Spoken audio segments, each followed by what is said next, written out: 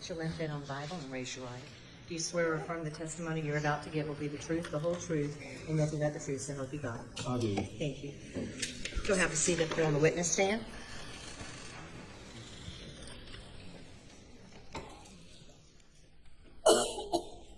Adjust that microphone and pull it closer to you if you need to. Pull your seat up, but state your name for the record and spell your last name, please. Mike Sutton, S-U-T-T-O-N. Mr. Sutton, what do you do for a living? I'm a forensic engineer. A forensic engineer. Now, what is a forensic engineer? Well, the majority of the work that I do involves the investigation of accidents and failures in the field of legal questions, legal problems, court of law. So what forensic engineers do is that they collect data, collect physical evidence, they interpret the data, and then try to come up with what happened in an event, maybe what didn't happen in an event, or maybe try to limit the possibilities of what happened in an event. Okay, and do you have educational background in this area, or have you been trained, or how about just tell us, first of all, where you, as we say around here, where are you from? Well, I was born in Hickory, North Carolina. Then I grew up in Cary. When I was young, family moved to Cary, which is right outside of Raleigh. When I graduated from Cary High School, I went to North Carolina State University, and I was in the materials engineering department for about a year. In my sophomore year, I transferred over to the mechanical engineering department. And so I was at NC State for my undergraduate from 84 to 88. And when I was a sophomore, I met an engineer, his name's Dr. Charles Manning, who owns a company still in Raleigh. He's passed away, but his company's still there. And Dr. Manning was an ex-professor at State. He's also an ex-NASA engineer. And I worked with him from basically 1987. Then after I graduated, I went full-time with him. When you graduated with a degree in what? In mechanical engineering. Okay, And you were working with him? working with him, and I continued to work with him, and then I got a master's degree at North Carolina State University, also in mechanical engineering with a concentration in acoustics and vibrations. In acoustics and vibrations? Correct. Your master's? Okay. Yes. And then what did you do? Well, I worked with him as a consulting engineer, consulting forensic engineer, looking at all different kinds of accidents and failures, about anything that you can imagine. We do a lot of motor vehicle accidents, of course, because there's so many. We look at structural failures, product failures, material failures, about anything that you can imagine. But basically, if there's anything that's based in physics, it's capable of being explained and understood. And what do you mean by physics? Well, physics are the laws that govern how things around us, how they behave. You can predict their behavior. If I drop a basketball off of a balcony, I can predict how long it's going to take to reach the ground based on all the different variables. So the laws of physics are there. It helps us figure out how things would happen. So I worked with Dr. Manning for a while until 2000, end of 2000, and in 2001, I founded my current company, which is based in Cary. It's called Accident Research Specialists. What's the name of it again? Accident Research Specialists in Cary, North Carolina. And we do the same thing. There are 10 engineers that I work with and support staff, and we investigate, analyze a variety of cases for a variety of clients. Like I said, most of my work is related to either criminal cases or civil cases, and I do some consulting that's not related to courtroom issues, just straight consulting to companies. Have you, from time to time, dealt with shooting instant reconstruction? Yes, I have. And tell the jury what shooting instant reconstruction is. Well, the shooting instant reconstruction, at least how I'm involved with it, I deal with what would be called external ballistics and terminal ballistics. So external ballistics are the flight of a bullet after it leaves a gun. A bullet leaving the barrel of a gun is going to be affected upon by gravity, air resistance. So that's just physics. And then there's terminal ballistics, which is what happens to a projectile when it strikes a target or an object. And how many times have you been involved in a case involving shooting instant reconstruction? I would say over the years, maybe 50. Okay. All different kinds. Like, for instance, it could be a case where a manufacturer is being sued for like a drop fire where somebody dropped a pistol and it went off. It's not supposed to do that. No. And so it could be a products case. I've worked on cases involving hunters, long range distance shots where you're trying to figure out where a particular hunter was aiming the gun where he hit and killed somebody. I've worked certainly in law enforcement shootings. I've worked for law enforcement, and I've worked on the side opposite law enforcement for people who have been shot by law enforcement. I've worked on insurance cases. Sometimes there's a question about whether it was a suicide or an accident. So those are the type of cases that I would be involved with. And when you do these cases, you're looking for, what's the difference between you and a crime scene reconstructionist? Well, crime scene reconstructionists would be looking at a lot of different things. So I'm a mechanical engineer. I deal with physics. But somebody who works at crime scene may have also a background in, let's say, chemistry. And they may be using different reagents to find blood or gunshot residue. That's not what I do. But I physically reconstruct a site. One of the main things that we do in forensic engineering, such as myself, accident reconstruction is what it is that we have the ability to go and capture data, collect facts from a site, whether it's an accident or a murder or what have you. And then what we do is we interpret what we're finding and try to, again, put ourselves in a position to answer questions about how an event occurred, or maybe limit what could have occurred, or maybe what didn't occur. Okay, so have you ever been qualified by state or federal court to testify about a shooting incident reconstruction for instance, in Wake County, North Carolina? Yes. And what was that? Was that in federal court? That was in federal court. And were you allowed to testify as an expert? Yes.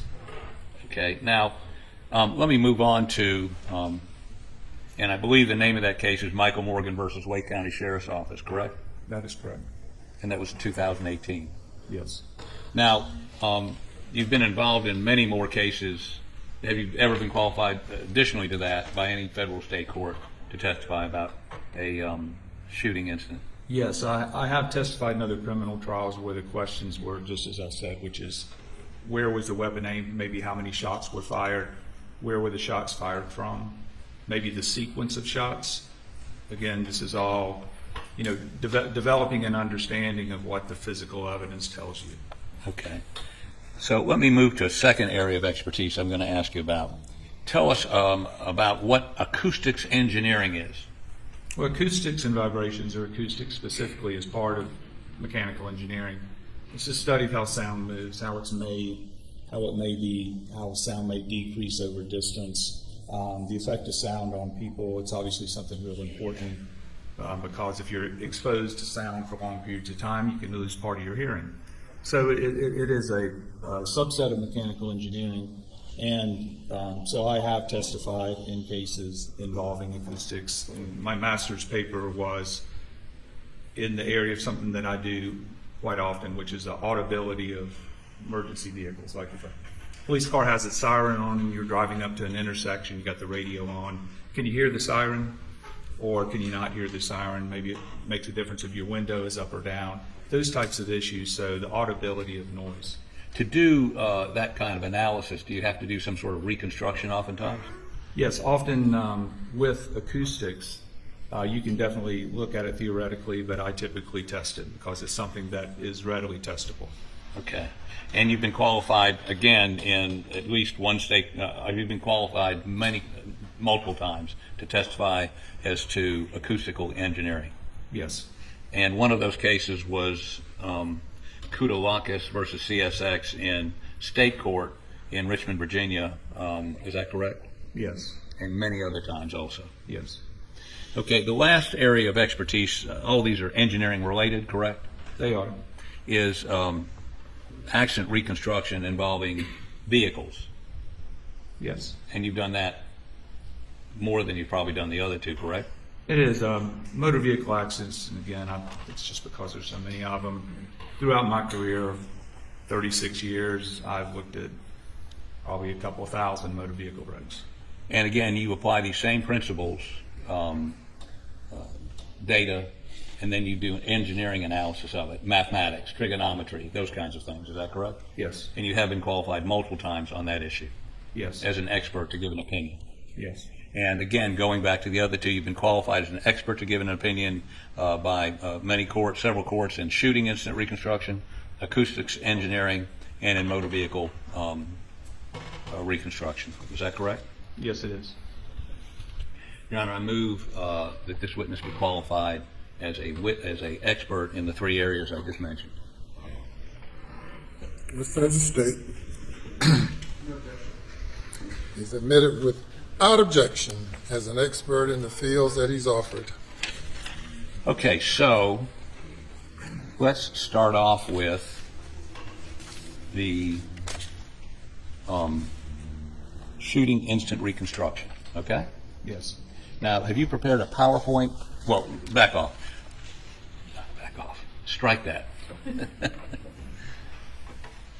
Were you hired by myself and Mr. Griffin to do some analysis on what occurred at Moselle that resulted in the deaths of Paul and Maggie Murdaugh? Yes. And let's first of all talk about what's the process generally, and then we're going to put this PowerPoint up, or do you want me to put the PowerPoint up first? I can speak to that generally. Go So ahead. I think I mentioned it earlier, but really the first steps in any investigation, if it's a little investigation, big investigation, my job and the people I work with and people in other companies that do what we do, you go collect facts. And in this case, this is typical, facts were collected. The crime scene was processed. There were a lot of pictures taken, things like that, by SLED. So that's one place that I can get facts. I typically do, and I did in this case, I go collect facts myself. So I went to Moselle, and it had changed. I went there about 18 months after the murders. I went in October of 22. But I was able to measure the Moselle property and look at the physical evidence, what was remaining, and then I was able to use that in conjunction with what SLED had done, because SLED had collected a lot of evidence at the scene that I looked at. Now, some of the evidence collected by SLED that you looked at were measurements made by SLED agent Worley, either the night of or soon after the incident, to things like shell casings, right? That is correct. And there's also pictures of those shell casings, correct? Yes. And also the location of Maggie's body and Paul's body. There were measurements done on both of those, correct? Yes. And did Agent Worley also find two bullet holes, one in the doghouse, one in the quail pen? Yes, And did she take measurements there? she did. And were those important to your calculations? They were. It was what I was looking at least my role in looking at the crime scene, or the site of the crime, the questions that I was being asked. Okay, so do we have a PowerPoint, please? This is a disk of this PowerPoint. Any objection? Is it the PowerPoint? It's the PowerPoint. No objection. Your Honor, we offer into evidence Defendant's Exhibit number 143. Without objection, I believe.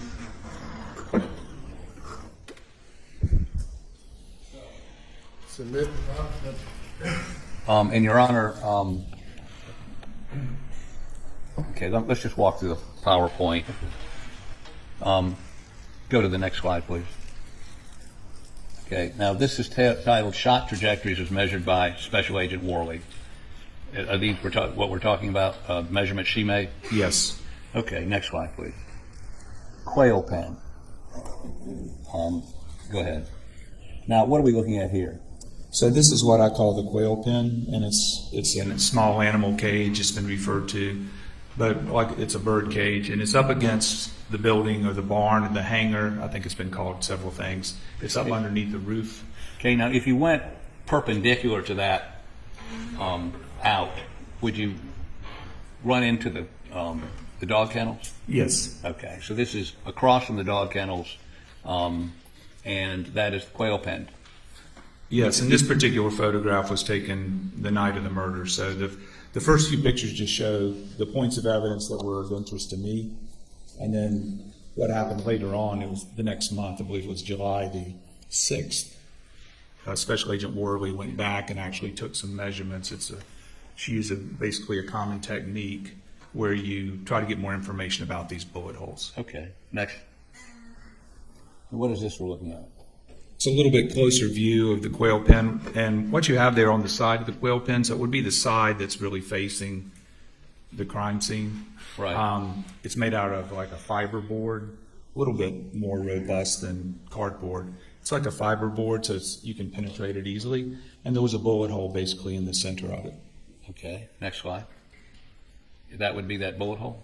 That is the bullet hole, and if you were able to zoom in a little bit and look carefully, you'd be able to see what's called a bullet wipe. It's down. If that was a tiny little clock, it'd be just under 3 o'clock.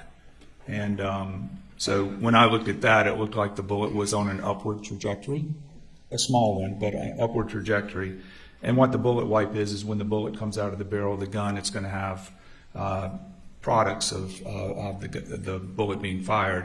And when it enters sheetrock or a car door or a piece of plywood, you commonly see that lead-in mark where the bullet goes into a piece of material. Can we make that bigger? There we go. Okay.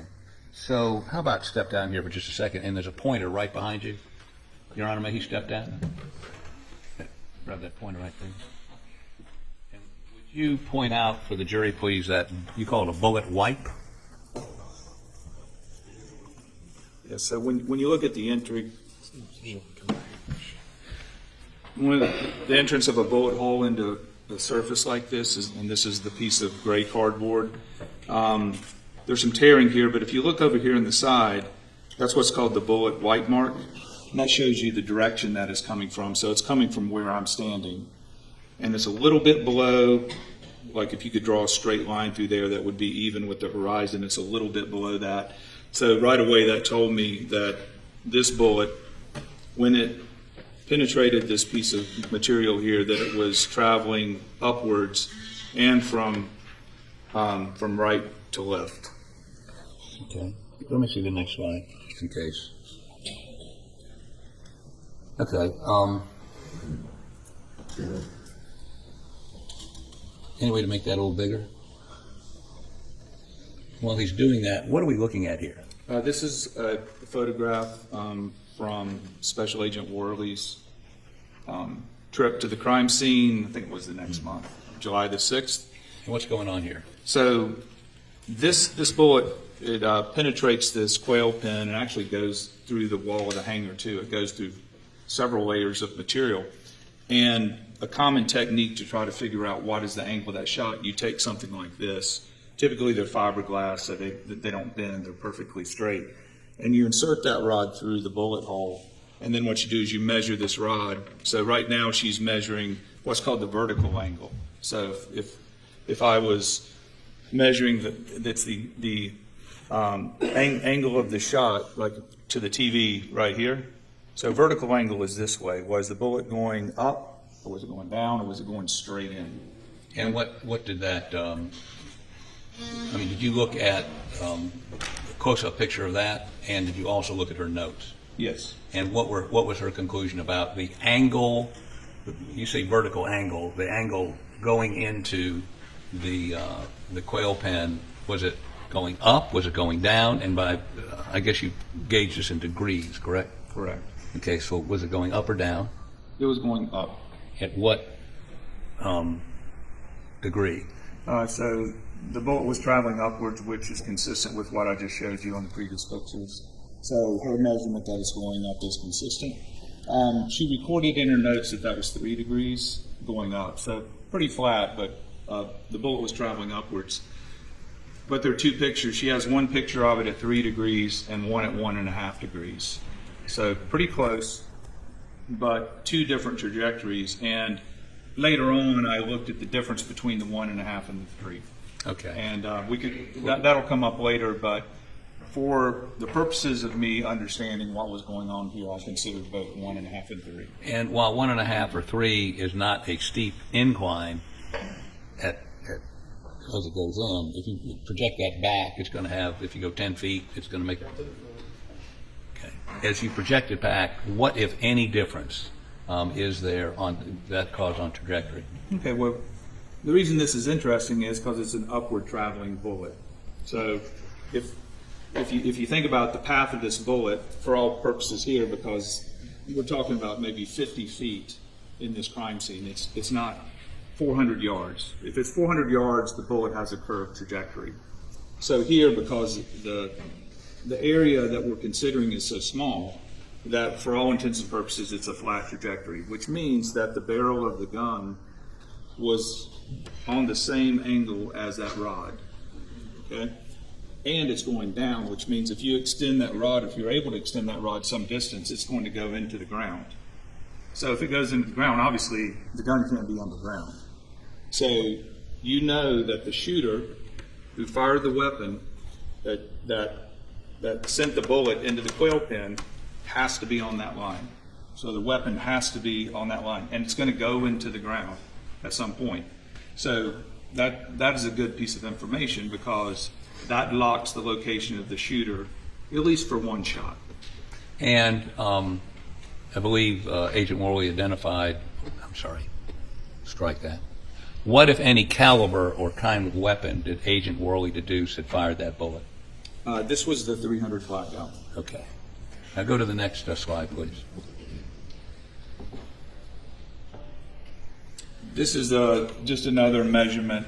This may be the one that's closer to 1.5 degrees, but you can see this is they call them trajectory rods, which again is inserted through the multiple paths of the bullet as it went through things. So as you look at that device, whatever that's called, one of them shows 1.5, one of them shows 3, and she wrote down 3? Correct. Okay. Great. Next, please. Now, what is this? Same thing. I'm just showing the different readings that she got here. Okay. It was within a range. Okay. So same answer for this. Right. Next.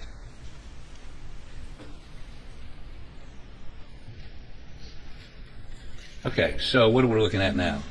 Just to explain a little bit better. Can you make that a little bigger, please?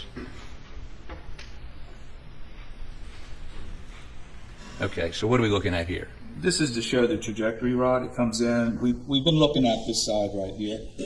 But if you look inside, you see it kind of goes through the cage, and it goes through the back of the cage. It actually goes into the hangar or the barn, goes through the siding and then the plywood. So that is that same rod, except that's the inside going out. That's correct? the inside. I was just trying to show the technique, and this technique is a technique that is used often. There are other ways to do it, and we may talk about it later, but this is a technique that's often used to come up with this line of fire, or the path that bullet took, because if you consider the path of the bullet, you may be able to conclude something from that. Okay, next. It's just more of the same. This is the trajectory rod inside the cage, or the quail pen. Okay, More of the same. next. More of the same. But these are, okay, wait 1 second. So these pictures just depict that rod coming from the outside, going through the quail pen, and through the wall behind the quail pen. That is correct. And that's, you put that rod through, and then you can make some measurements outside as to trajectory, correct? That's correct. Easy for you to say. Next, please. Now, what is that device? What's going on there? This is called a zero edge protractor. So protractor is going to measure 0 to 180 degrees. So this is Special Agent Worley puts it up against the side of the quail pen and drop a plumb bob down so you can get what's called the azimuth.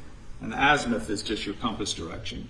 So because if I have the azimuth, and this is about 41 degrees coming in from where I'm standing. So 45 degrees would be here, there's 41 degrees. 90 degrees would be straight in. So what that does is it tells you the direction of this line.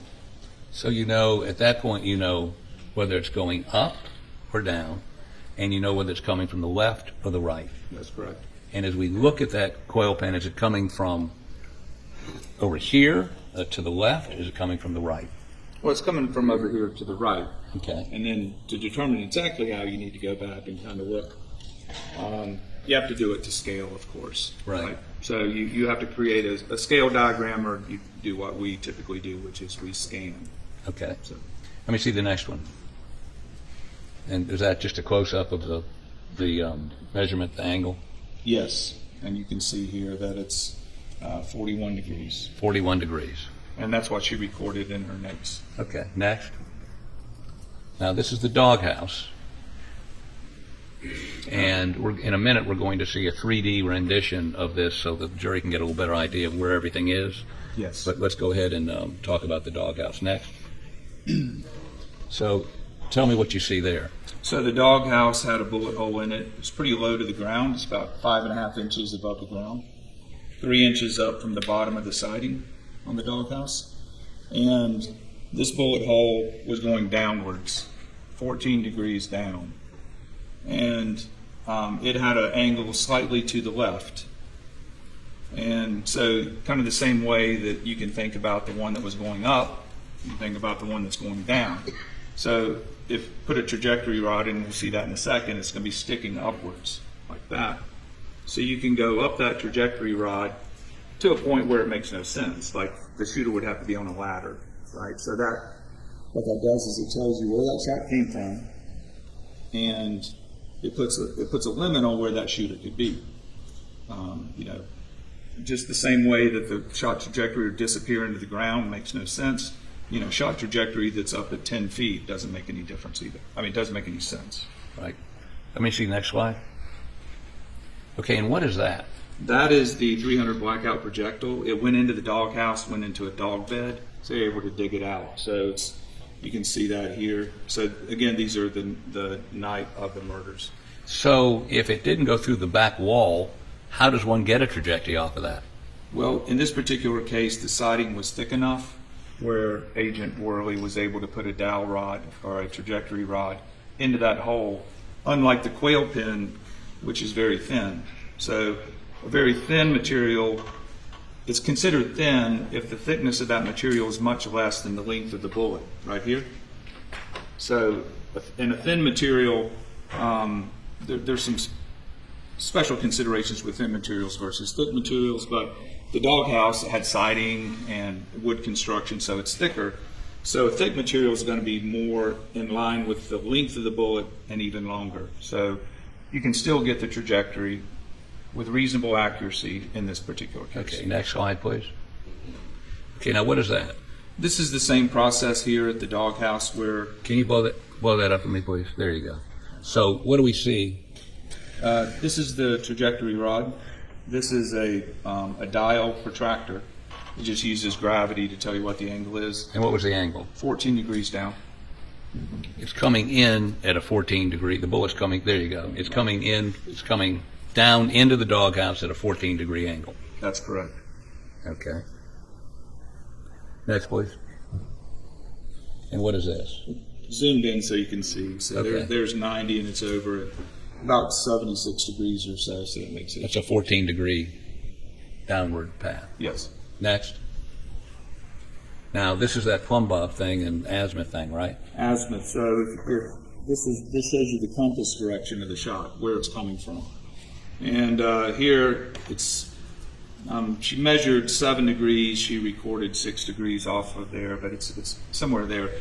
All you really got to know, it's not straight into the doghouse. It's a little bit of an angle, about 6 or 7 degrees. Okay. Next. And that's just a close-up of the same thing. Yeah, so there's 90. So the plumb bob would be right here if it was going straight into the doghouse, but it's a little bit to the left. About six degrees. 6 or 7 degrees. Okay. Next. Now tell me what this is. So this is Agent Worley's diagram, and it's not to scale. And these are just the lines that I drew in to begin with, before I really did much work in the case. And it's clearly not to scale because, for instance, from the small animal cage, that pole is 24 feet about. And you can see that Maggie's body is, 17 feet long. But it says not to scale. But what that doesn't do for you, it really doesn't tell you. Okay, well, we went through all that trouble to measure these. What does it tell you? And what I noticed was this: is that there was 2 shots, and one was into the doghouse, which was facing this way. One was into the quail pen, which is like facing the way of this desk here. That's 2 totally different directions. So the first thing that would be good to do is to draw those lines backwards and see where they cross, right? And where they cross, is there anything of interest there, right? Are there footprints or something? In this case, there was, but not footprints. But that's what you do here. And so the thing you're looking at is let's figure out what this is telling us, which is these 2 lines are going to cross somewhere. Well, and this is not to scale, so it doesn't tell you much It about doesn't really tell us much because they don't cross at the right spot. Right. Yeah. But in terms of the relationship of different objects, we see the quail pen, and it looks like it is, again, perpendicular to the dog kennels, correct? Yes. Okay. Next. Okay, so this is your reconstruction. And maybe you ought to go ahead and take your, you want to do it from down here or up there? I'd sit up there. Well, wait 1 second. Let me see what this does. Next, go ahead. And this is a AVI file. This is, Well, I can explain. was it a video?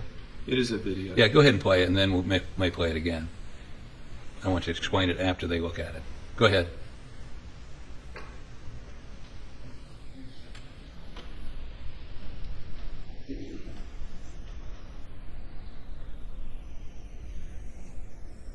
Okay, stop it right there for me, can you? Stop it right there. You go. So we see the doghouse. The quail point where we just flew by it. Oh, wait a minute, she's starting over again. Okay, go ahead and start. There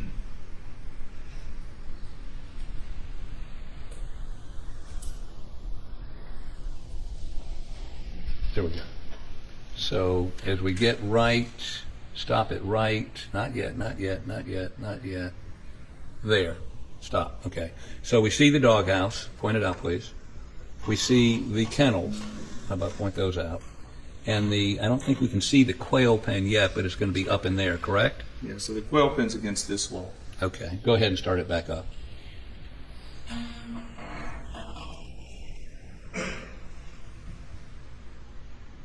And stop it.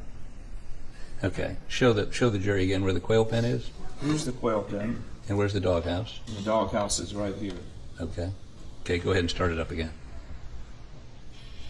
Now, maybe I'll have you explain how you do this. You go ahead and take the stand again, please. Yes. Let me see the next slide while he's going up there. Okay, well, you don't need to come down for this, but this is called fly through with no roof. So you've eliminated the roof with the computer to show what it looks like. You get a better sense of perspective. Is that right? That's correct. And is this to scale? It is to scale. It's very accurate. Is kind of the modern way to measure a site. Scanning is used all over now. I mean, from dentist offices to everything. But We'll talk in just a minute about how you put this together, and the process I think is on here. Okay, how about let that one go? And this is without, you took the roof off of the shed, correct? I did. Okay, go ahead. We can see the doghouse. We can see the quail pen. We can see where Maggie's body was, and we can see where Paul's body was, correct? Yes. Okay. Let's do that one more time.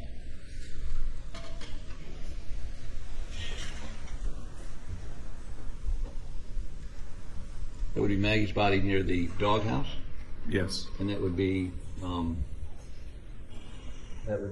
body over there, correct? That's correct. Okay, keep going.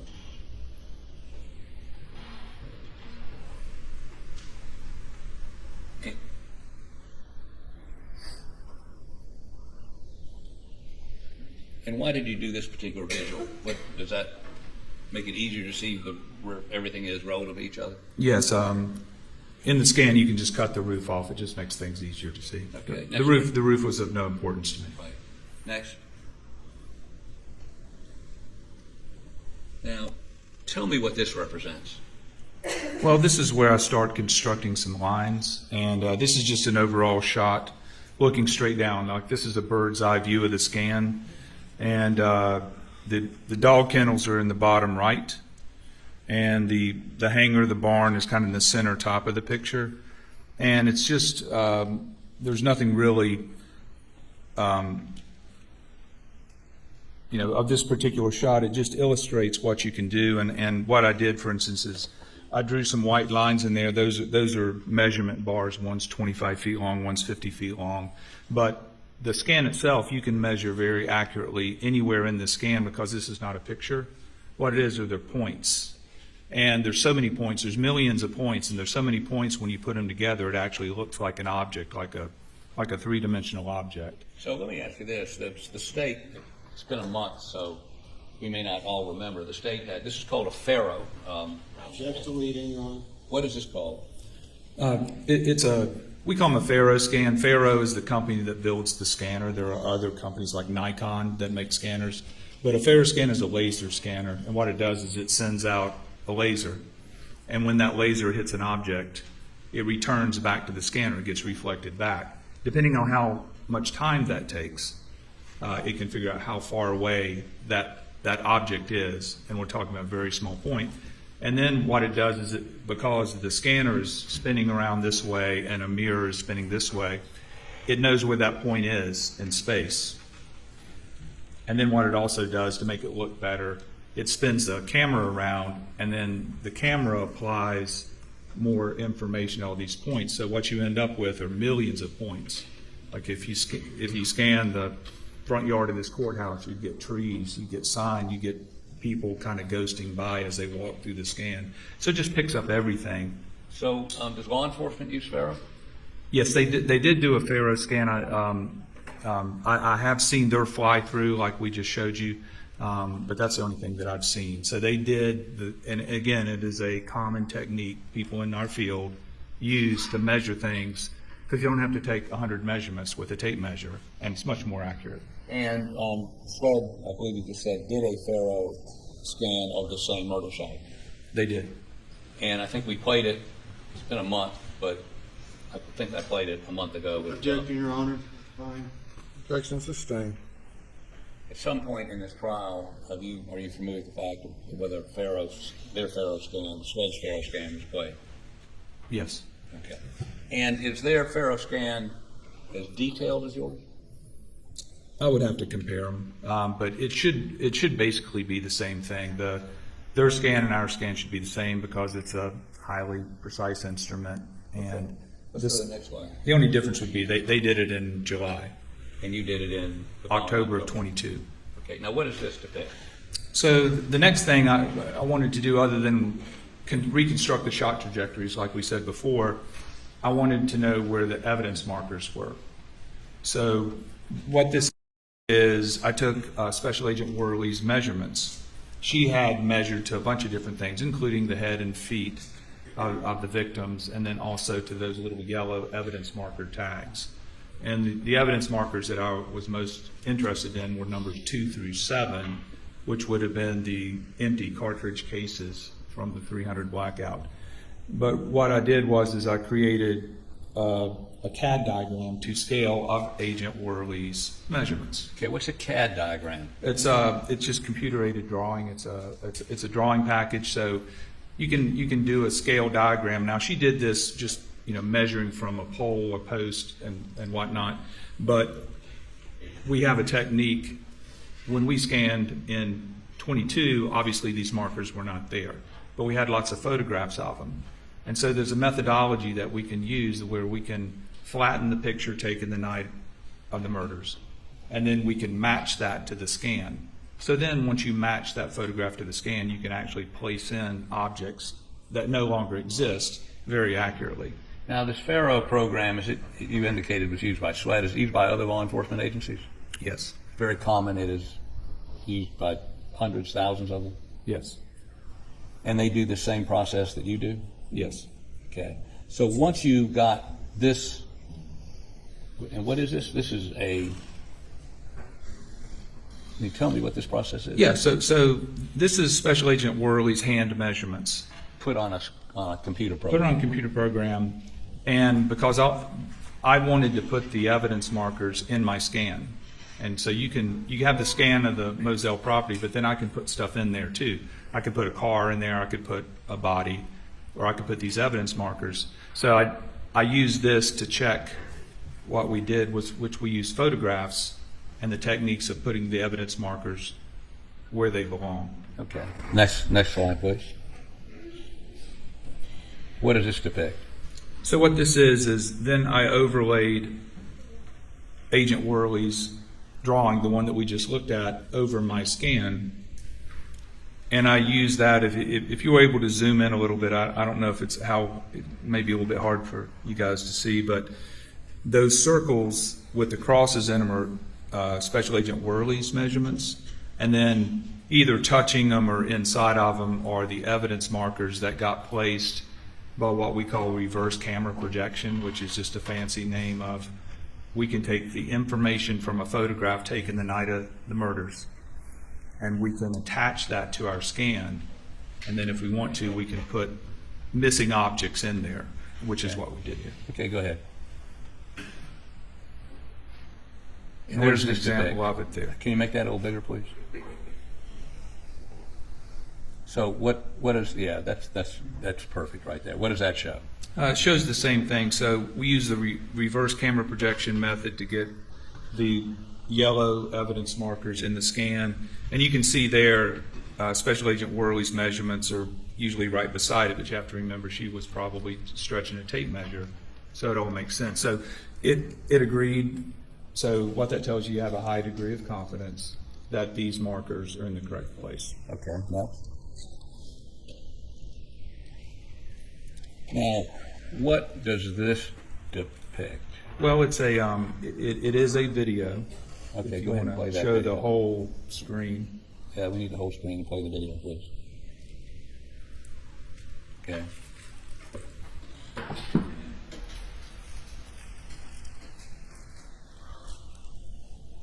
What are we seeing here? So this is fading back and forth between the scan world or the computer world and reality. So you can see there that that's a crime scene photo that was taken the night of the murders. And what that is, it's showing you the comparison between this world that we built to try to understand what was the physical evidence telling us. Well, picture taken on the night of the murders, is this a complete picture or have you dropped some things out? No, it's a complete picture. You know, some items may have been moved by the time this picture was taken. I would have to go back and see exactly. Oh, so this picture was taken by you in October. Oh, no, this is the night of the murders here. Okay. Okay, next. Okay, so go ahead. Oil pen shot trajectory. Okay, so tell us what this is. Okay, so I picked a place in the scan to start laying in those lines, and now we've talked about how we built this up.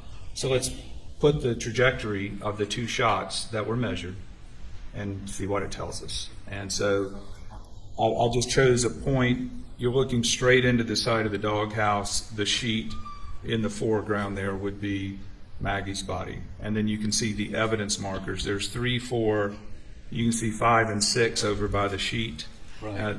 12 is something else. I believe it was may have even been bullet fragments, but 3, 4, 5, and 6 there are empty cartridge cases from the bullets that were fired. Okay, go back out a little for just a second.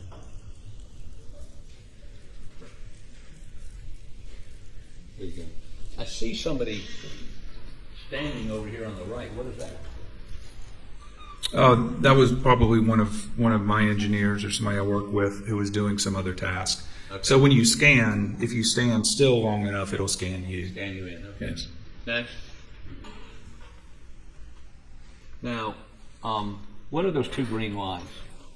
The 2 green lines are the shot trajectories into the quail pen. And why are there 2? because one is at 1.5 degrees up and one is at 3 degrees up. Okay. In this projection, in terms I understand, if you took the dowel that she put through the hole. Objective leading. Objection sustained. Sorry, Your Honor, I was trying to get it in terms I understood. Let me see if you can get to the same place. Tell us what that depicts in terms that I can understand. Yes, so that is the flight path of the bullet somewhere along that line. And so it's trigonometry. It's not any more complicated than that. I don't know if that's too complicated for you, but it's just trigonometry. These lines, are they put in there by you manually, or are they computed by the program? Well, the lines are put in by me on the computer program, and again, they're the 1.5 degrees, 3 degrees. The importance of them is that's where the barrel of the gun has to be perfectly in line with those two green lines. But right now, without knowing anything else, you could slide that gun up and down that green line, and it could be anywhere, right? But you start looking at other pieces of evidence, and so what you would have is well, what other pieces of evidence we have? I looked at this and I said, well, where does the shot trajectory go? Well, it goes almost right over Maggie's body, very close to it, right close to the feet. That's one thing. The second thing is there is a collection of empty cartridge cases right to the line. So if I'm facing the quail pin, there's a collection of cartridge cases to my right. And what's your understanding about the ejection of cartridge cases from black gun? Typically, it should be to the right and to the back somewhat. Okay. It depends. But so that was a piece of information, which is that starts to, as I said before, sometimes what you're looking at what you can determine, but maybe you can limit where something happens. So, that is a point of interest. Well, you have a pile of cartridge cases that go right beside the shot trajectories. That's an important point. Okay, next. Okay, so what are we seeing here? So that is a shooter that I constructed. And what this is, it's actually a scan of a person. So you can get scans of people. In this particular case, just for the purposes of this trial, I stripped all the textures off this person. So there's no clothing or hair or skin color, anything like that. So it's just more almost like a robotic looking figure. It is holding a .300 blackout weapon, a model of one. And so when I started examining those shot trajectories, a couple things were apparent. One is it would be really hard for anybody to be shooting that shot from the shoulder, because remember, the shot's going up, but it's only 4 feet 2 off the ground. What is the entrance where it goes into the entry point? It's only 4 feet 2 off the ground, and it's going up, which means that even if you're a fairly short person, to get that trajectory, you'd have to walk all the way up to the quail pin to get it to work. So what I was seeing here is that the most likely way that shot was made was from a low position, like shooting low on the hip. So I took this scanned in person with a blackout, and I pushed the gun down about as far as I could push it. When you say about as far as you could push it, what do you mean by that? Well, eventually, at some point, you have to have your hand on the trigger and the gun. And so instead of having the person stand straight up, too, I just put them in a shooting position. I don't know what the position of the shooter was, but this is a thought process. Okay, what is this telling us? So that's what I did here. And what degree line is that one on? That's on the 1.5 degree. Okay. Next. And what does this depict? That's the exact same shooter, except that shooter has its barrel on the 3 degree line. Okay. But he would be on the other side of Maggie's body and on the other side of the doghouse. Correct. Okay. Next.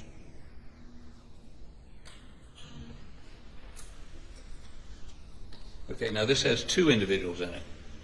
What's the one behind?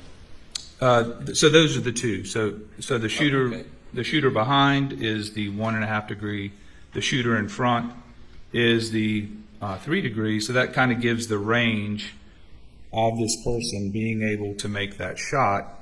And so that, to me, because of several different factors, it's much more likely that the angle into the quail pen was flatter than 3 degrees, which we talked about before. One of the main reasons is there's no shell casings over behind the doghouse. So this person up front, what did you just say about shell casings? There's no shell casings anywhere close to that person. And I guess, can you demonstrate for us how you're depicting this person's holding a gun?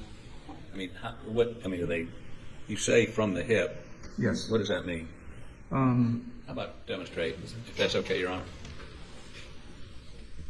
So what I would say is that what I did for this purpose is set it here and put it down here, about as low as I could go.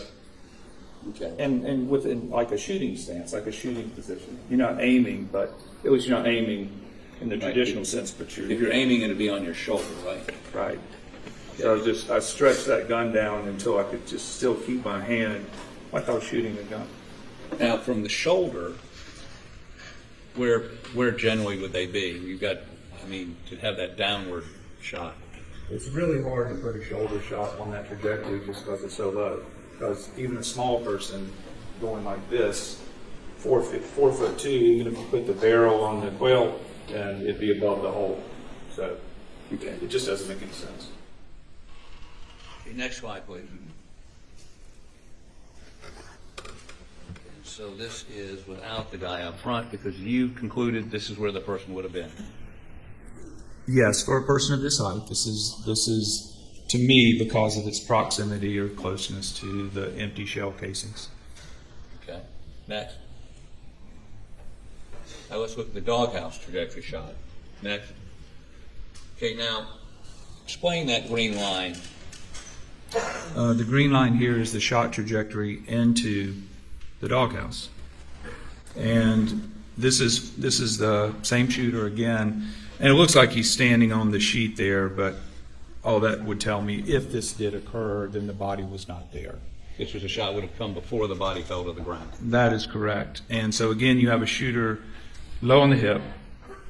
That's where that person would have to be to follow that upward line. So the same exact shooter, now that shooter is shooting down, I slid that person on the line until it was shooting down. And what I discovered was it's basically in the exact same spot. Maybe 1 step away, maybe 2 steps away, but The two shots were made from very close to each other. right. So now what we've done is the 2 shots cross each other at a point, and at that point is right beside where the shell casings were ejected, relatively close to it.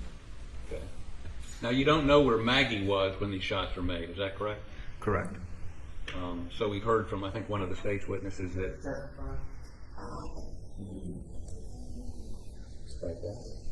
What, if anything, did we hear from the state's experts about the relative position of Maggie and whoever shot her? The only thing that I heard is that maybe 2 of the shots were done at less than 3 feet because of the stippling to the skin.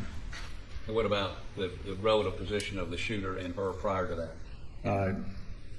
Is there anything- Nothing specific or definitive. Okay. So, let's see the next slide. What is that? This is a shooter, because this shot's going down, this shooter is shooting from the shoulder, which can be done with this shot. And if you're shooting from the shoulder, you gotta be further back. So that's just to illustrate, that's the range of possibility, from the shoulder, from the hip. Or down low, those two we just saw. Is that also consistent with where the shell casings are? It is, that could be consistent too. Okay. Next slide, please. Both shots. Go ahead. So what does this depict? So this is the shooter making both shots. And you'll see, and there's a couple different angles I could show you, but they're really close. And they're in the right location relative to the empty shell casings. Okay. So what that says, it's not I'm not saying it's exactly there because there's some variables to it, but I find it interesting that the two shot trajectories cross at a point where both shots can be made and they're at the right location relative to those empty shell casings. So, in my opinion, when these two shots were made, at least these two shots, that the shooter was standing right in that area. Okay, next. And what does this depict?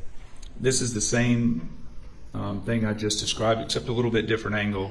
So there you may have a shooter taking 2 steps forward, depending on which one was fired first, Right. or 2 steps backwards. But, you know, within a generally small area, those where those shots were fired from. Okay, next. Is that the same? That is the same thing. That is, you know, the shooter's from the hip. If you have the shooter shooting from the hip, it makes a lot of sense that with a little bit of movement, the shooter can produce both of those shots and have it agree with the evidence that Special Agent Worley collected. Next. Okay, now we're gonna don't go to let's get to that in just a minute. Based on your analysis of, and tell us how you came to conclude the range of heights for the person shooting from those distances. Tell us how that worked. Okay, so we're able to locate the weapon, where the weapon was, and that's When you say locate the weapon, what do you mean by that? locate the weapon on the green line. Okay, so You say locate the weapon on, is it the muzzle? Is it the The what whole is it? barrel. The whole barrel. right, Okay. because the bullet starts its path inside the barrel, and when it leaves the barrel, it finds the target. Okay, so you can slide that barrel up and down the green line? Correct. Okay, tell us how you get to a height for the shooter. So for the purposes of what I've been showing you is that I started putting different height people in the trajectory analysis. And so what I've been showing you is a person that's 5'2". Versus how tall? The Fi- shooter's how tall? 5'2". Could be someone a little taller crouching down a little bit? Could be. 5'3", 5'4"? Yes. So between 5'2" and 5'4"? Yeah. The shooter. Because what happens if, let's say, if you put a 5'4" person even, or 5'5", 5'6", in kind of that shooting position from the hip, you've got to move them all the way up to the quail pin. And it doesn't make any sense there because there's no shell casings, and it starts to not make any sense. Why would a person stand right in front of the quail pin a few feet away and shoot into it? And as you slide it back, what happens in terms of the, and this is all trigonometry? These are angles? It's just trigonometry. So again, you have 5'2" people. What happens is if I move those people back, Well, take the quail pen to begin with. yeah, with the quail pin, if you start to move the shooter, the quail pin back, then you start getting to, you know, less than 5'2" very quickly because that shot is going up. And what you have here is that, you know, this is as far back as basically I could justify putting a 5'2" shooter here. And how did you come to 5'2"? I mean, what did you look at any data? Well, again, these are actual people that were scanned in, Okay. and so these are 5'2". What happens is, for instance, if you know, I tried it with a 5'4", tried it with a 5'9". And why didn't that work? Because it puts the person under the shed close to the quail pen. Doesn't make much sense being under there. There are no shell casings there. So in order to get the shooter at the cross of the two shot trajectories near the empty casings, then you've got to lower that shot.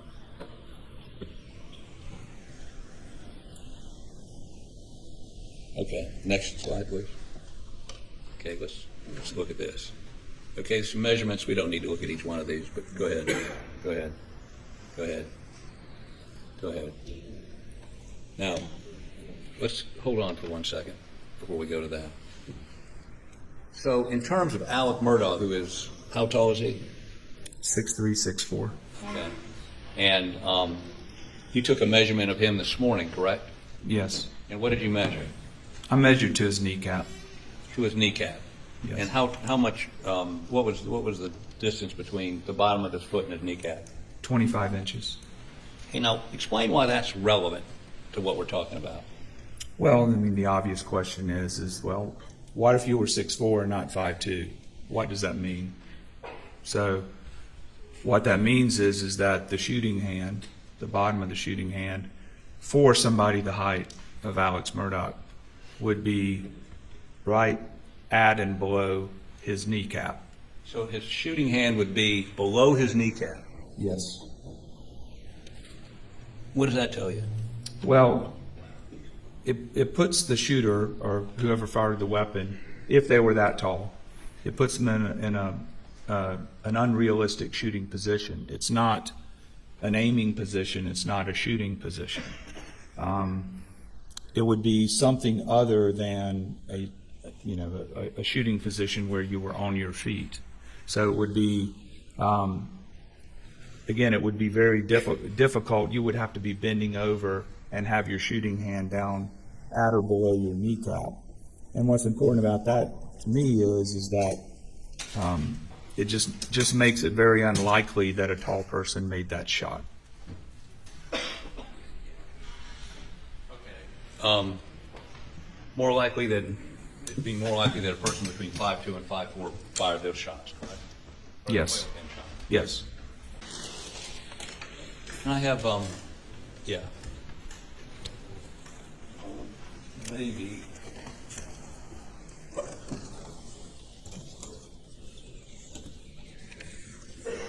Could I have a red or black pen or something? You know, thanks. So,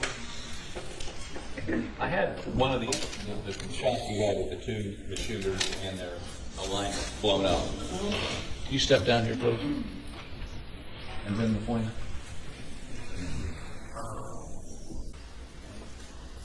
And so, explain to the jury why they've got to be 5'2". This is blown up. Why would it be 5'2"? I mean, how? If this guy moves forward this way, or either one of them move forward, what happens to the barrel of the gun?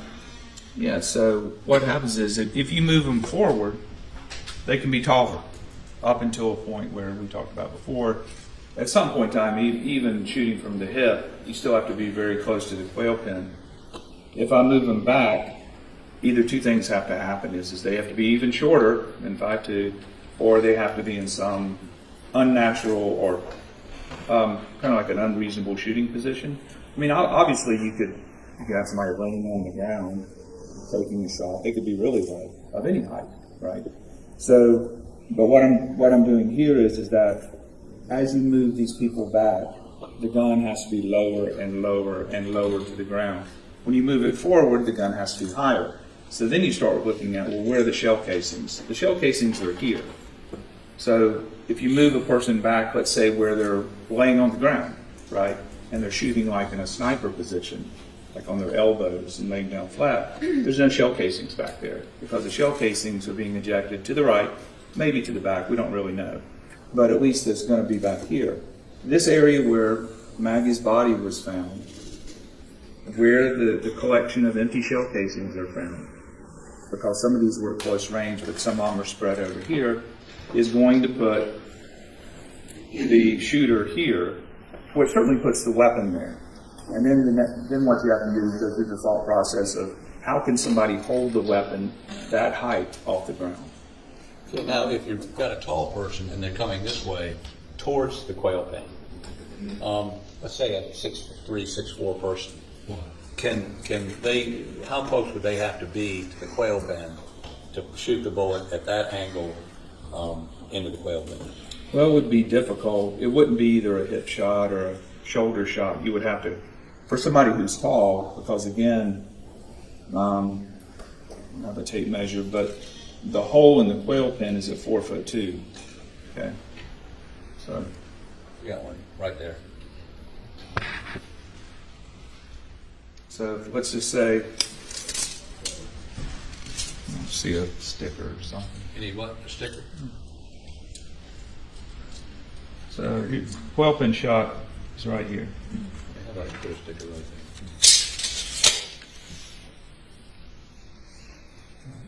there? Okay, so that's the height it went into the quail pin. Right.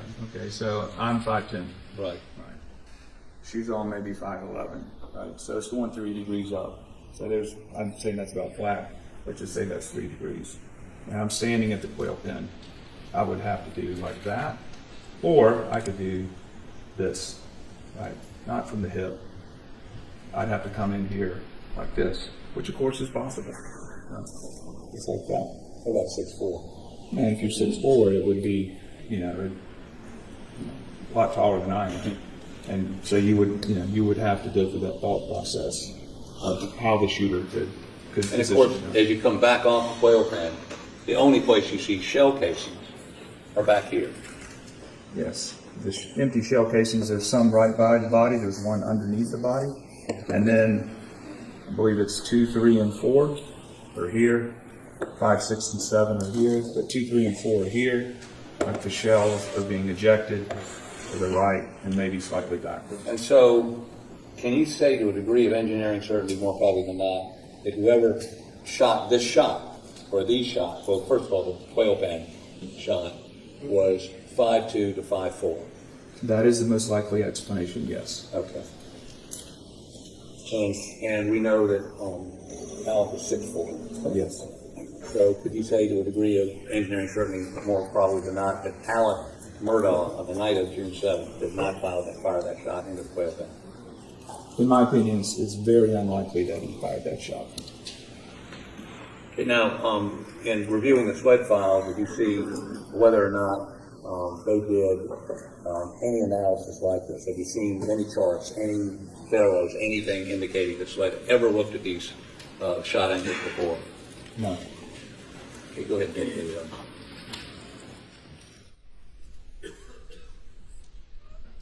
Your Honor, this is probably going to go another extended, probably another hour before I'm done. I just look at, see it's 1 o'clock. I don't know what you want me to continue, or do you want to take a lunch break? We can break for lunch now. That's what you want to do?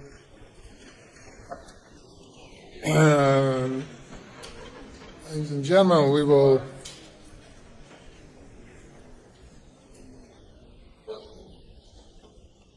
addressing the jury. Ladies and gentlemen, we'll break now and return at 2:15. Please do not discuss the case. The jury is present, sir. Thank you. You may proceed. So, I'm almost done with the quail pen and the doghouse, but I got to tell you, over lunch I was thinking about how to demonstrate a little more graphically what you're saying. Your Honor, may I take this weapon out of its box? Yes, sir. Thank you.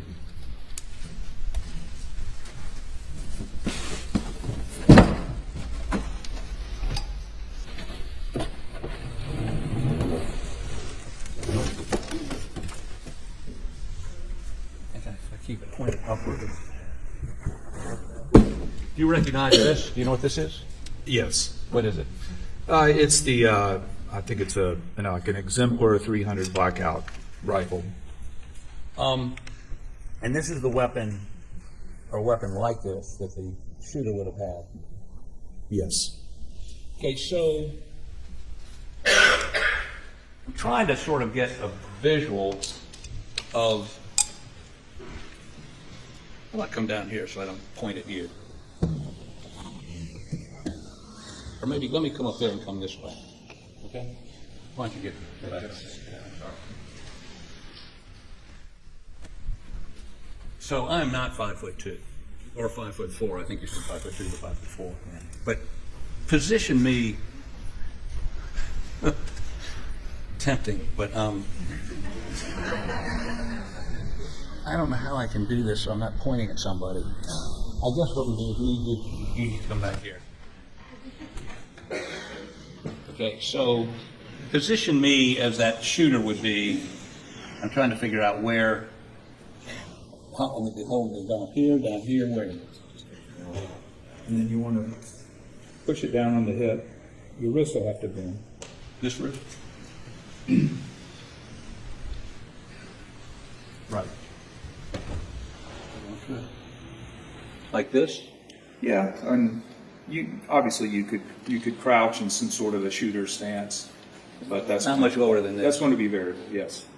Okay, and as I approach the quail pen, the gun has to go up. It stays the same angle, right? But for different height people, the gun has to get higher and higher, right? Like that. And if I go backwards, it's got to get lower and lower. Right, because if you walked up to the quail pen, the hole's 50 inches above the ground, which is right here. So I'd have to be like Slightly that, down, right? like this. For your height, right? About That's like- a little bit lower, not about like that. At the quail pen. That's quail pen. So you can see, if you back up, you have to get lower and lower and lower. Not like, but the gun has to stay the same angle. Oh, so it's got to be up. I go down. You go down Or get short. to put the barrel on that green line. So, if I'm 6'4", and you measured Alex's to knee, Right.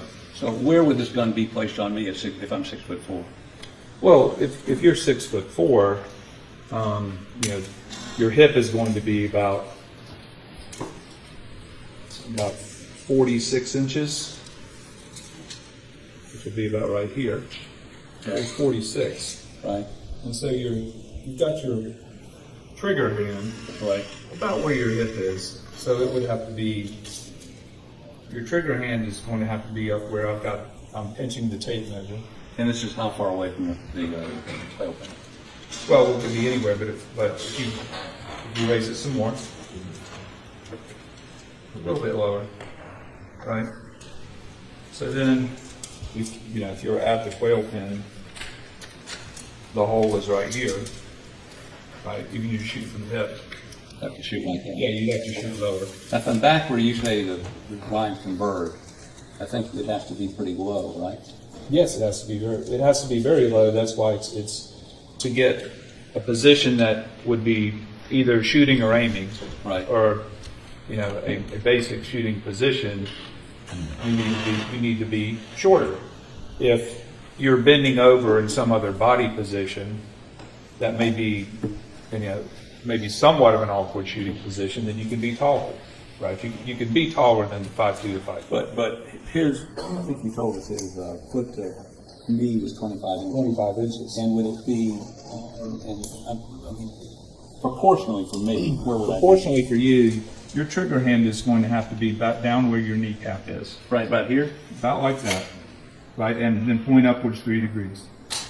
That would be the equivalent of somebody who's 6'4" in the area where the two shot lines cross, shooting into the quail pen. They would be holding the gun like that if they were on their feet. Okay, thank you. Please take a stand.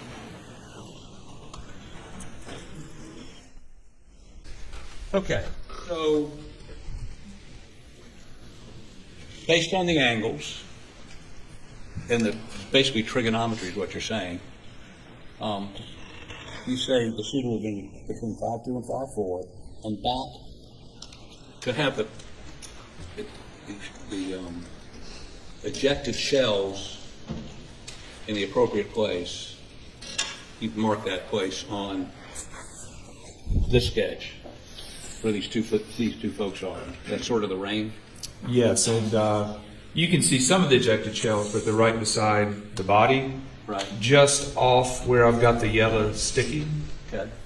That is the area where you have, I believe, 2, 3, and 4. So 3 empty, 300 blackout cases. Okay. And that would be consistent with the position of the shooters in this position, and based on the angle of the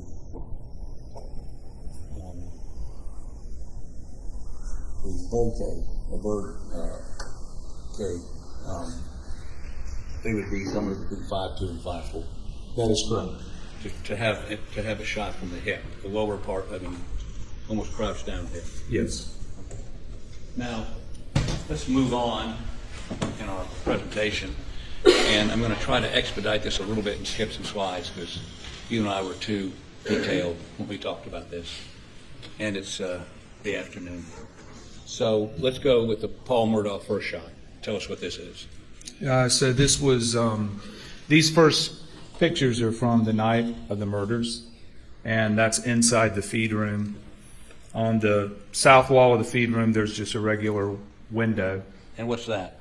Those are pellet holes from the buckshot. There are 9 pellets in buckshot, this particular load of buckshot. Okay. And what did you do? So what I did was, Next picture, please. when I looked at there's the window from the outside of the feed room. When I looked at the crime scene pictures, I noticed that one of the buckshot pellets hit a pine tree, and SLED took a picture of that damage to the bark of the pine tree. And so when I was there's like a stand of pine trees that have been planted behind the kennels. Right. And so what I did, there are 9 pellets, but the pellets had already spread out by the time they went through the window. In fact, there was one pellet still wedged in the windowsill itself. That you found. That I found. But there was a tree and it had some ivy on it, but it had damage. And so what I did was I located that damaged tree and put a mark on it. Just put some yellow tape there. I went back in the feed room. If you look at the pictures of the feed room, there are some bloody footprints from tennis shoes. And it's just as I believe it was Chief Deputy Kinsey talked about Paul being about midway in the room. That's the approximate location. So I stood there, but I knew Paul got shot in the chest. So I lowered my head about eye to chest level, and I looked through each hole until I saw the tape on the tree, which is where the sap was coming out, where the pellet had hit it. So I determined which hole in the window belonged to that pellet. And then what I did, instead of using a trajectory rod or laser, it was daytime, I did the old school method, which I stretched a neon pink string from the damage of the tree through the hole in the window out the door, because from what I have understood, this shot was taken within 3 feet or so because there was stippling on this wound here. So what I did was I basically took the string out as far as you needed to go, and which is what is in that picture there. This would be that string? Yes, that is simply a string. It's pulled tight from the sap coming out of the tree where the buckshot pellet hit it, through the hole in the window, and then back through the feed room to set up a tripod in the door. So that is the shot line or the trajectory of the pellets in the shotgun. And that's where the damage to the tree is. It's leaking sap. Okay. And that was the hole in the window that if I stood roughly where Paul was shot in the chest, it was the only hole that lined up with that tree. Okay. And then what is this? And that shows basically at the door sill, the threshold of the door to the feed room, the height of the shot, which was at the door sill, it's 3'11". Okay. Was it on an upward trajectory? Upward trajectory. Okay. Next. And so what I did there is just to demonstrate it. Obviously, because there's a string there, can't put the barrel right on the string line like we did in the computer with the green lines. I just held it beside it. I'm 5'10". I have normal shoes on here.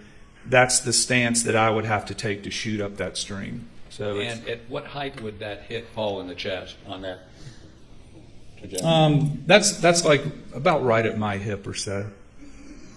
Yeah, maybe just a little bit lower than my hip if you looked at the butt of the gun. And I'm 5'10". You're how tall? 5'10". So it's somebody not 5'2" to 5'4", but somebody slightly taller. Right, or moving the gun up and down again. There's a variable here, of course. Okay. And then what I did was demonstrate, because there have been some talk. Well, that's me standing. Again, I'm fairly comparable in height to Paul Murdaugh, and what I did was I just let the string touch where the wound is in his chest, the entry wound. And if you look where my feet are, you'll see I'm just beyond the door, which is right where the bloody footprints are. So another way of confirming that this all makes sense here. And those are the bloody footprints? Those are the bloody footprints. That's about where I'm standing when this picture of me was taken, with the string going through, we're within, a few inches or so. And then the idea there, that would be, inconsistent with, say, somebody my height, I think there's one more picture here just to Go ahead. drive the point home. Like if I shouldered a shotgun and shot into the feed room, that wouldn't work. The gun needs to be lower. So similar concepts as we said before, but just done a different way. Okay, next. Okay, let's talk a little bit about, before we get into acoustical testing, let's talk a little bit about the second shot on Paul. Yes. And I believe you watched my cross-examination of Deputy Kinsey, correct? Yes. And his testimony was, Objection. do you remember what his testimony was? Yes. Go ahead. He analyzed the data and the physical evidence, and he was thinking that the shot was about 135 degrees relative to the ground, and maybe plus or minus 5 degrees, and that he took a height for Paul's shoulder about 4'7". He was going between a couple of data points that he had, and so he had 4'7", and then what you have to consider is that basically that's 90 degrees. And then so 135 is here. It's 90 plus 45, so it's a 45-degree angle into the shoulder. But the consideration is that they didn't see any stippling on Paul's shoulder, so you have to back the weapon up. And typically, you're looking at 3 feet or less for stippling. He opined that, well, maybe it was 2 feet because it wouldn't work out. And the reason it wouldn't work out, if you back up a normal-sized shotgun 3 feet to get no stippling, it puts the butt of the gun under the concrete or through the concrete. So, of course, that wouldn't work. Right. Yes. So he had to adjust the distance for stippling. Right. He said, well, maybe it didn't work out that way, so maybe 2 feet. The correct way to do that, of course, though, would be to test the shotgun or the ammunition at least, because we don't have the shotgun, but test the ammunition. Does it cause stippling at 3 feet or 2 feet? That would be the correct way to do that. But if you take 3 feet of stippling, which is what the state medical examiner, Ms. Reimer, testified to, if you take 3 feet in a normal-sized shotgun, that 135 doesn't work because the butt of the gun will be into the concrete or below the ground. And I think he and I may have demonstrated that with a little red dot. Yes, you did a hand-drawn exhibit. Okay, so you would disagree with his assessment that the 45-degree angle shot was possible with a normal-sized shotgun, and adopting Dr. Reamer's 3 feet, for there not to be stippling, it'd have to be 3 feet or further. Correct. It doesn't work out dimensionally. Okay. So, now, tell us about acoustical testing, and as briefly as possible. Okay, so I was asked a question, which is, if a person is in the main house, would they be able to hear gunshots at the kennels? And so the way that you do this is you do acoustical testing, and I could spend a long time talking about this, but you guys probably don't want to hear all of this, but let me just tell you in general how this is done. So what happens is when you have a gunshot is impulsive noise, it's very quick. Gunshot probably only lasts about 10 milliseconds. It's very loud. The threshold of pain is about 140 decibels. Now when you move 10 decibels, like 140 to 150, it's twice as loud. So you'll see what I recorded these weapons with a special instrument, and you'll see how loud they are. And the idea is that will the sound attenuate, decrease enough when it reaches the house? And there are a lot of considerations. I considered there's a little grove of trees. You don't have a hard reflecting surface. It's pasture and trees and sand. You also have a well-built house, double pane windows, wood paneling. So it's going to have at least a normal sound attenuation properties. In other words, if you shut all your windows, you shut all your doors, there's a noise outside. Depending on how loud that is, you may not hear it. So what I did was I set up testing. It's the same testing. It's called military standard 1474. That the military has concerns about soldiers firing weapons and causing hearing damage. They want to know how often can we send them to the range, or what kind of hearing protection, how many rounds can they fire in a day. that sort of thing. So I just set up the testing, and in a nutshell, the blackout rifle, we got an exemplar blackout, the same ammunition involved in this case. We got a 12-gauge shotgun. We got bird shot. We got buckshot. Basically, the shotgun is around 155 dB. dB Is decibel. Okay. And when we measure sound, it's not on a regular scale. And the reason is because we can hear, the threshold of human hearing is very, very minor. And then we can hear loud noises like a rock concert. So if it was like a speedometer, your speedometer would have to go to like 0 to 1,000,000. It's not practical, so we make it a log scale. And all you really need to take away from that is that if you have a sound that's 50 dB, 60 dB is twice as loud. That's how we perceive it, if you have normal hearing. And then the idea is that, like the background in the courtroom here, there's a little bit of noise going on, but when everybody's quiet, it's probably maybe 45 dB in here, right? So if a sound is 55 dB, we're all going to hear it, no problem. If a sound is like 45 dB, we may not hear it at all unless we're really listening for it. Or if it's a really quiet sound like 25 decibels or 30 decibels, we would never hear it.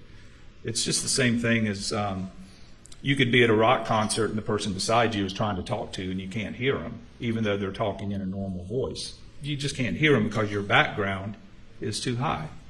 You know, they're talking in a voice like I am. Without the microphone, it'd be about 70 dB. But your rock concert's 110 dB, right? So all we're doing here is we're comparing sound. I did the testing and also went back and just used the theoretical calculations for the propagation of sound to make sure that my results, which I took on January the 5th of this year, were the same as the results that you would have gotten if you would have done the testing on June the 7th, 2021. You have to take into account humidity, temperature, pressure, the wind direction, those types of things. So I did that. So what does this slide depict?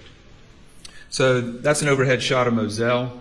From the center of the dog kennels, the area where all the evidence is, to the center of the house, the main house at Moselle, it's 1,142 feet, so 1,142 feet. Okay. As the crow flies. As the crow flies. Okay. Next. And this is looking past the doghouse to the kennels. Yes, so you're looking towards the kennels.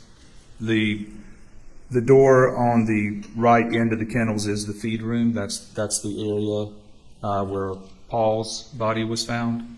And then the doghouse is there. What I'm showing here is that there is a backdrop to this area, which is vegetation and trees.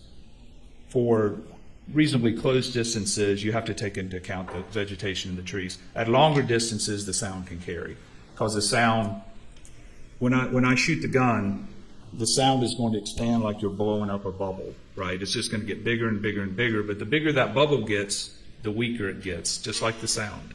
Okay. And eventually it goes away. Next. What does this depict? That's looking back towards the house to show, you can't see the house here, but that's looking straight back towards the house to show that if you were going to do some calculations, you have to take into account there is a barrier of trees in the way. Okay, next. All right, what is this device? All right, that is a sound pressure level meter, and it's a type 1, which is a high precision. Normally when you're recording sound is somewhat continuous, and you can use a high grade meter. This is a special meter that's designed to capture gunshots, because you're talking 20 microseconds, thousandths of a second, the rise of that pressure wave of shooting a gun. So you have both the gases escaping from the gun and you have the sonic boom of the bullet leaving the gun. So it's complex noise, and you have to have a meter that is fast enough to catch it, and that's what that meter is. Yes. Next. What is that? That's a little weather station I had, so I was recording the weather before and after the testing, because I knew that I was going to go back and pull the weather history for the night of the murders and just see what kind of correction factors needed to be applied to my testing.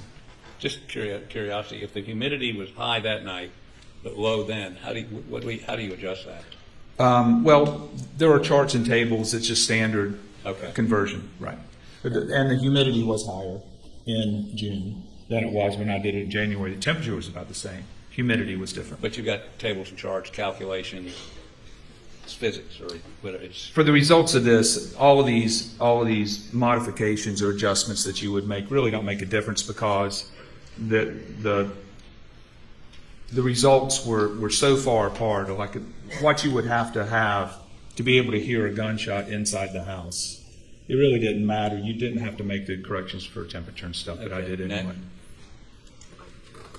that just shows where you had that instrument set up. Next.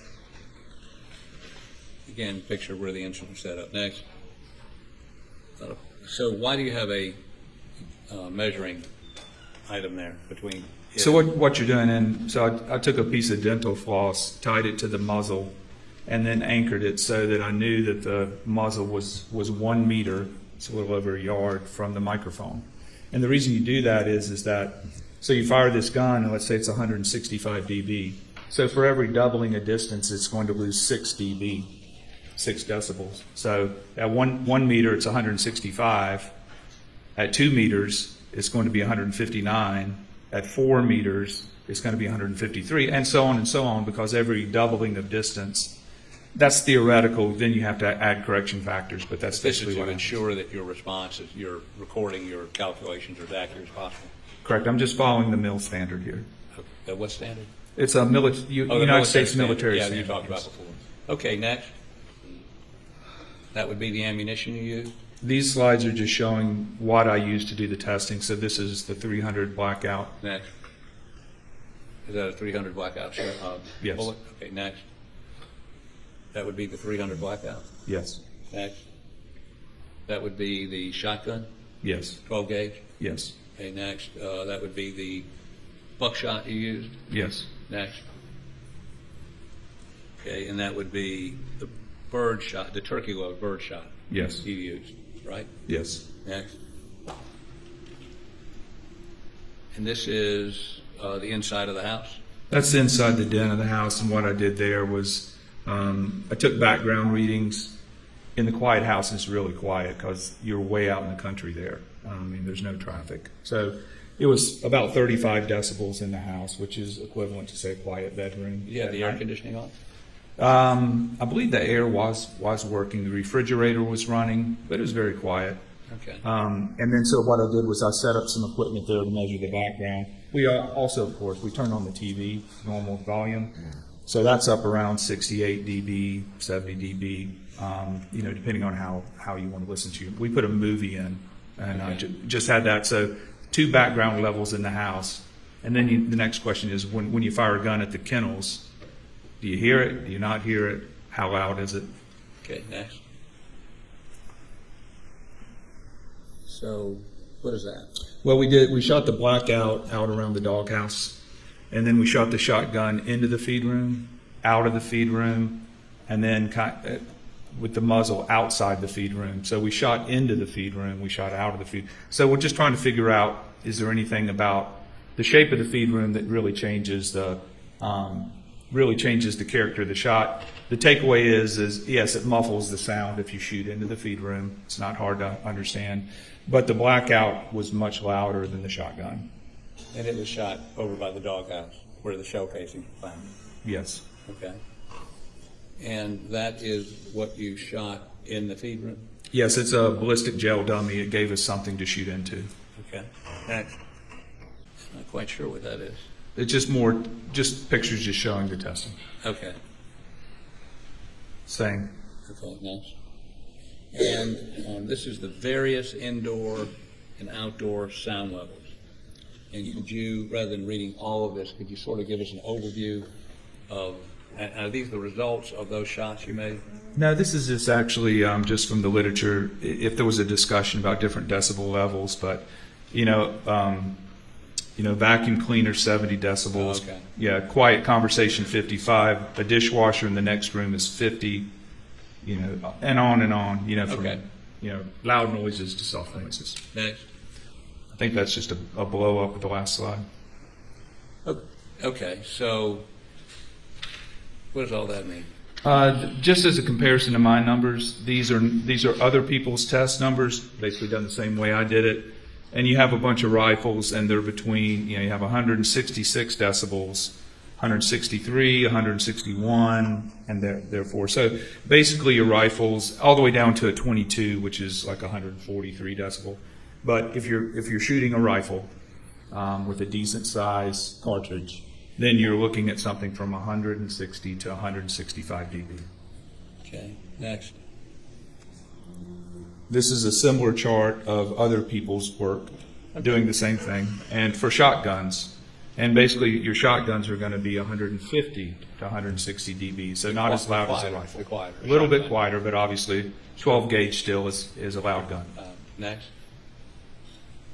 Okay, here's your results. These are my results. So basically the blackout was right at 165 dB, and the shotgun was at 155 dB. So the results that I got from the testing were in line with testing that What other other people people had have done. been doing. Okay, next.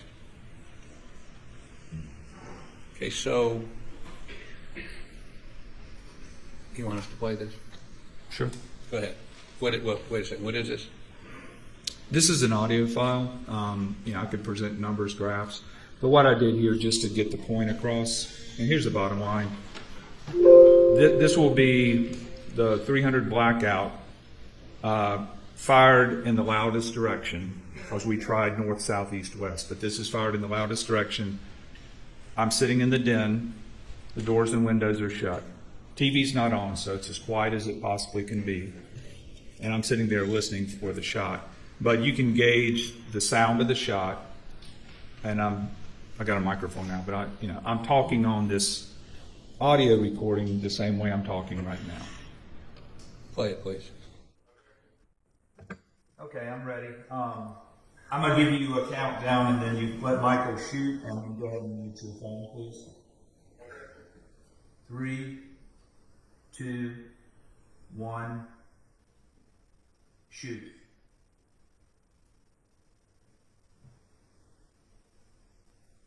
All right, stand by.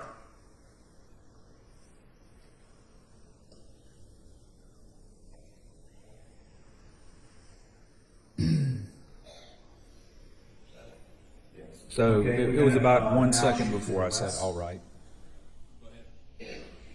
So you could barely hear it, and we were all listening for it. So if you were in the house, even if you were walking around, you wouldn't hear that. I could barely hear it, and I was listening for it. So what that tells you is that the sound inside the house is right at that background level. It's kind of sitting right in your background of the quiet house. And so if you were doing any kind of activities inside the house, you wouldn't hear it. And certainly if you had the TV on, which will be, remember 10 dB is twice as loud. So it's 35 if you've got the TV on. There's no way you could hear that shot. So do you have a engineering professional acoustical opinion, more probably than not, as to whether somebody in that house, without the TV on, not listening for it, would hear that those shots, those blackout shots down at the dog pen? I do. And what is it? You would not be able to hear it. And the shotgun, I assume, is quieter, so it'd be even less of an opportunity to hear that. Yeah. There were times we fired the shotgun in a quiet house and you couldn't hear it at all. I've got just a few more questions. Any more slides? I think there's some more slides, but I think we've covered the acoustics, unless you want to get more. Well, I can. No, keep going. I don't think we need to do that. Keep going. Keep going. Keep going. Keep going. That's it? No? Good. Your Honor, I'd like to offer into evidence a printout of that. I mean, yeah. No objection. Submitted without objection. This would be exhibit number 140. Okay, now let's go to one last matter. And you indicated you've done action reconstruction. Yes. And I have a number of questions about,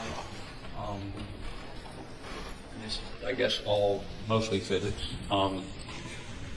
but let me ask you, you've seen this document before.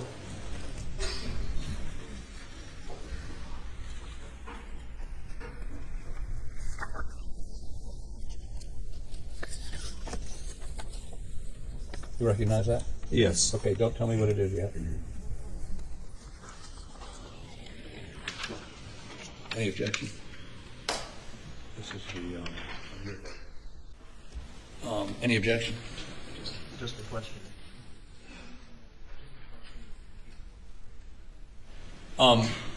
This graph was created under your supervision? Yes. Okay. And then there's another one, which is 142.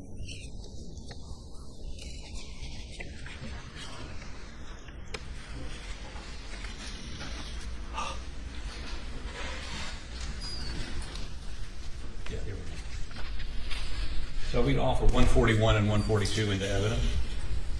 Any objection? No objections. They're admitted.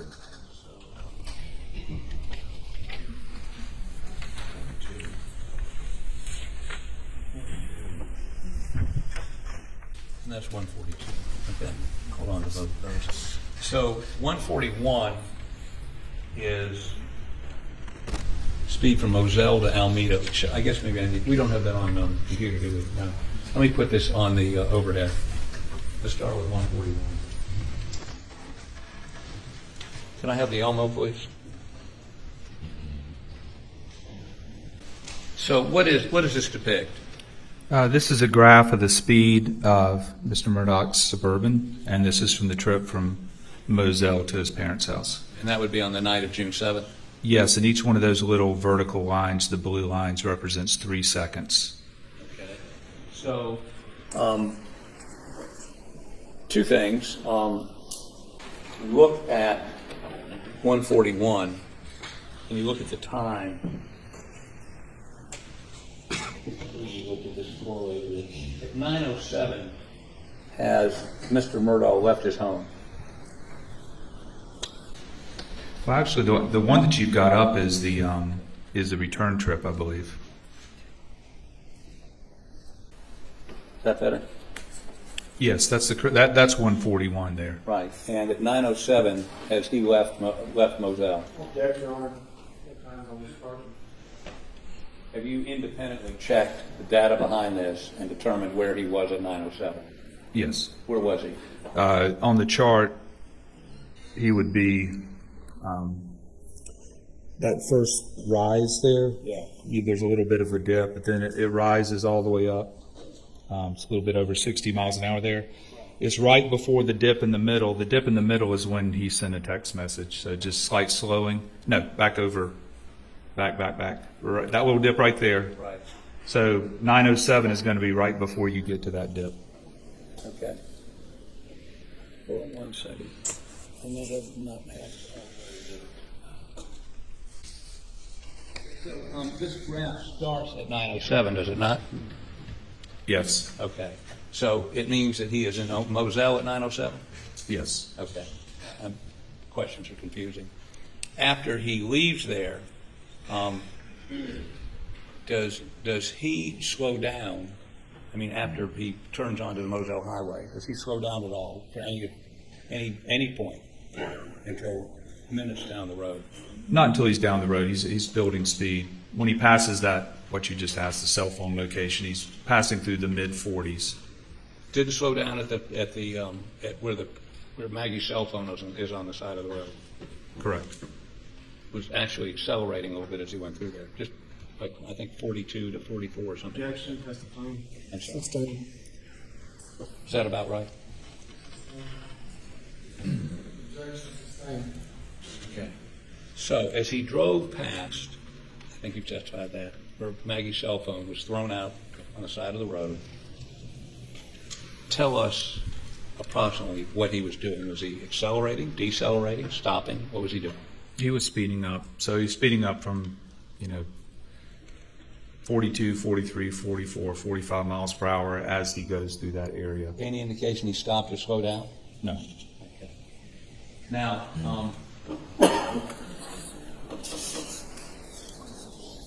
so You study physics, or you actually testify about physics. If someone were throwing a phone from a moving vehicle,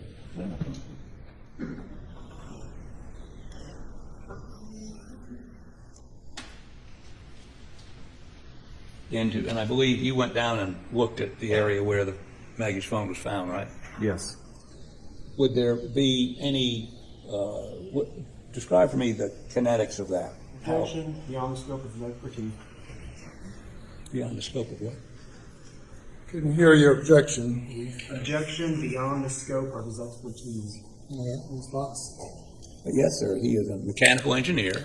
We're talking about a mechanical motion.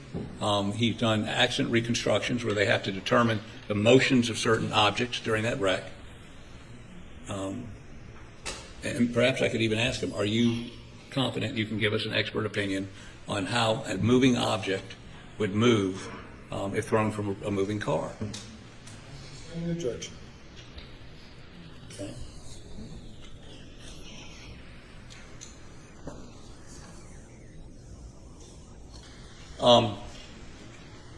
Now, you've also done, looked at a number of crime scene photos, correct? Yes. And you understand where Maggie's body was, Yes. and you understand where Paul's body was. Yes. Would a vehicle, first of all, tell me the typical headlights, the headlights on a Suburban, how far out would they go? How far out would you be able to see with them? Well, it depends on the object that you're looking at. But low beams, modern low beams, you're going to be able to see about 250 feet in front of the vehicle along the ground. And what about the width of the vision? Yeah, there'll be a spread out to the side as the headlight beam pattern bends around it, maybe 20 feet or so on either side of the vehicle. Depends on whether it's the left or the right, and it depends on the color of the objects on the ground. But yes, the area in front of the Suburban would be well lit. And I believe you saw the Suburban's placement in the photos after the police officers arrived, correct? Well, yeah, I have seen the photographs, and I also have seen the path that the Suburban took by the GPS points as it drove up to the kennels. And based on those, do you have an opinion as to whether or not Alec Murdaugh, if he was driving that vehicle, would have been able to see? Objection beyond the scope of his expertise. I need to hear the complete question before entertaining an objection. Based on your knowledge of the function of the headlights on a motor vehicle, do you ever look at that in terms of motor vehicle accidents that you investigate? I look at it all the time, car pedestrian accidents. Okay. It's a well-known area of study in my field. So would you be able to give an opinion as to what someone would be able to see with their headlights? Yes. You do it all the time. Yes. So do you have an opinion, to a degree of mechanical engineering, more probably than not, whether Alec Murdaugh would have been able to see Paul and Maggie's bodies as he pulled up? Objection calls for speculation beyond the scope and no foundation laid for that line of question. I sustain the objection. Okay.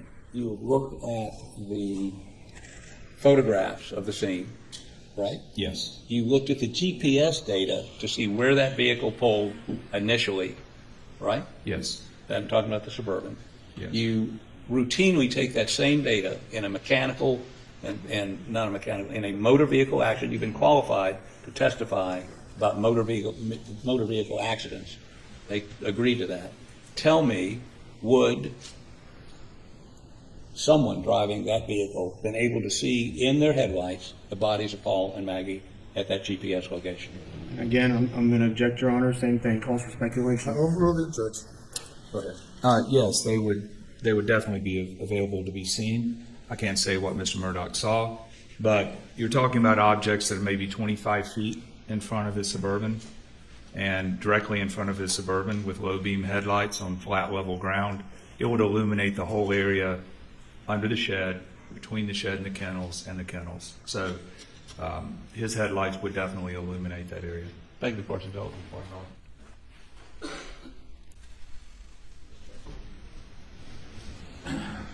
In your career in investigating motor vehicle accidents, have you ever had the opportunity to look at how objects behave if they are thrown from or broken off from a motor vehicle that's in a wreck? Sure. The most common thing is, say, a motorcycle rider who hits a car and flies through the air. So there are ways that you can analyze the trajectory. Say an object flying through the air at a certain speed, what happens when that object hits the ground? The other thing that you see, like objects coming off trucks. Unfortunately, things come off trucks all the time, and they bounce on the highway or fall off, and they go through people's windshields. So it's simple ballistics. It's straightforward kinematics of objects moving through some sort of a trajectory, and then also what happens once they strike the ground. How do they slow down? Of course, it depends on the surface, but how does an object slow down once it's flying through the air? Like if a rock comes off a dump truck and the dump truck's going 55, when the rock hits the ground, it's going to be going 55, so it's not just going to stop. It's going to continue traveling until it rolls and tumbles and slows down. Let me get back to a question. That is, an object this size, the size of my cell phone, if it separated from the vehicle, thrown, fell off, or whatever, on a car that's going whatever the speed limit is, 45 miles an hour, and it heads over to where you saw Maggie's phone found, would it rotate more than 45 degrees in the air? Objection. Speculation, no foundation laid. He has studied this. This is what he does. He studied according to what, There's no. which seems to be not in dispute by the state, since he's no challenge to his qualifications in any of the areas that you offered him in. The question is whether this calls for speculation. Are you speculating, or is this based on years of study and physics? I mean, what you do. No, it would be based on physics. No speculation there, Your Honor.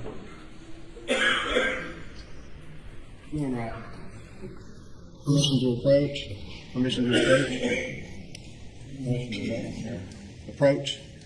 So I'll stand for a moment. Yes, you can come forward.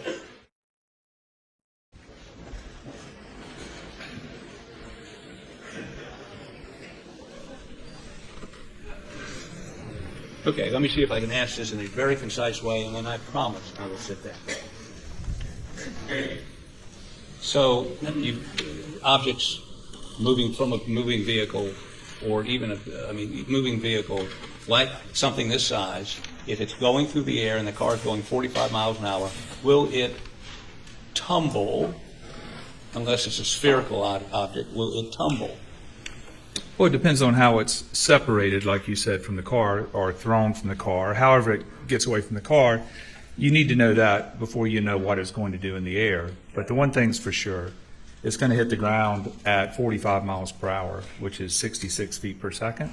So as soon as the phone hits the ground, it's going to want to come to a stop, right? So that phone will tumble and slide. If it was just like grass, just like flat grass, it's going to go about 115 to 120 feet. That's how long it's going to take that phone to slow down from 45 miles per hour. In the area where the phone came out, though, there's like some saplings and brush and pine straw. I doubt it went that far, but it would definitely, tumble through the edge of the woods there. Tilt more than 45 degrees? Sure.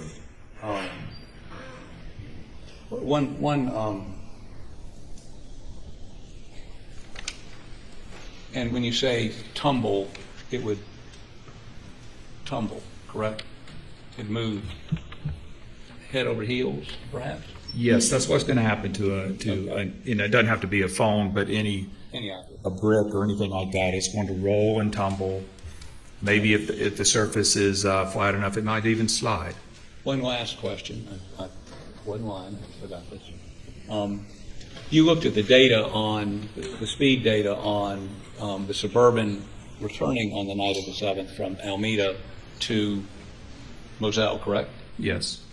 And the state mentioned that there are a couple of times where or at least one time where his speed goes up to 80, comes back down, or tell us what's happening with those peaks, the 70 and the 80.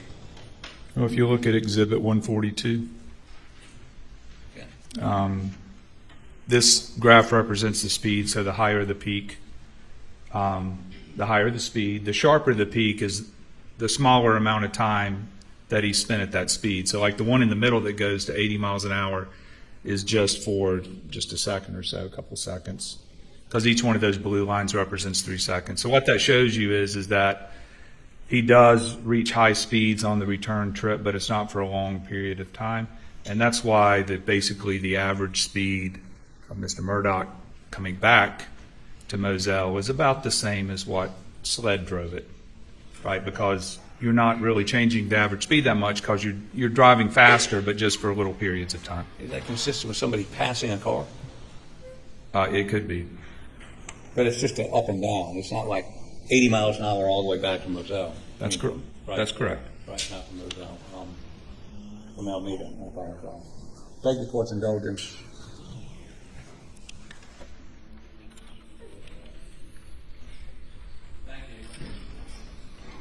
Ladies and gentlemen, we'll take a break now. Please do not discuss the case. You bring the jury. The jury is present, sir. Hey, here, cross-examination. Good afternoon.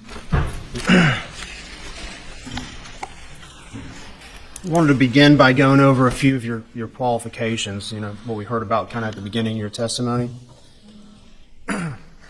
Is your practice focused primarily on, would you agree your practice is kind of focused primarily on accident reconstruction?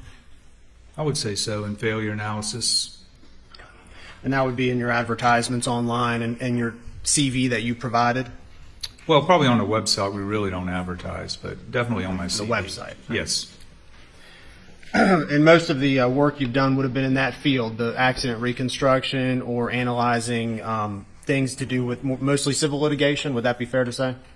I would say, yes, that's fair. Most of the work that the company does, company-wide, is civil litigation, and so accident reconstruction, but that's a pretty broad description because, for instance, I have civil engineers, I have biomedical engineers, so they deal with a lot of different subject matters. And primarily civil litigation, even though it's a broad area, civil litigation. Exactly. Very good. And your client today is the defense, is that correct? Yes. And you were retained by them. When were you retained? Jim Griffin called me, I want to say it was about the middle of September of 2022. And I know we've seen your PowerPoint. Did you, is that your report or did you prepare a separate report for defense? The written report that I did in this case was on the acoustics testing, but the PowerPoint was just trying to pull, it's a big file, of course, but just trying to pull it all into one place. Did you provide any additional reports to count to defense, or was the PowerPoint the only one? Just the PowerPoint, and then I had maybe a 4 to 5 page report on the results of the acoustics testing. And when did you finalize your PowerPoint that we just saw today? In its final form, that would have been yesterday. So you finalized your PowerPoint one day before your trial? Yes. Is that standard for you to do? Yes. All right. And what's your how much are you getting paid for your services? So the company charges $3.50 an hour for my time.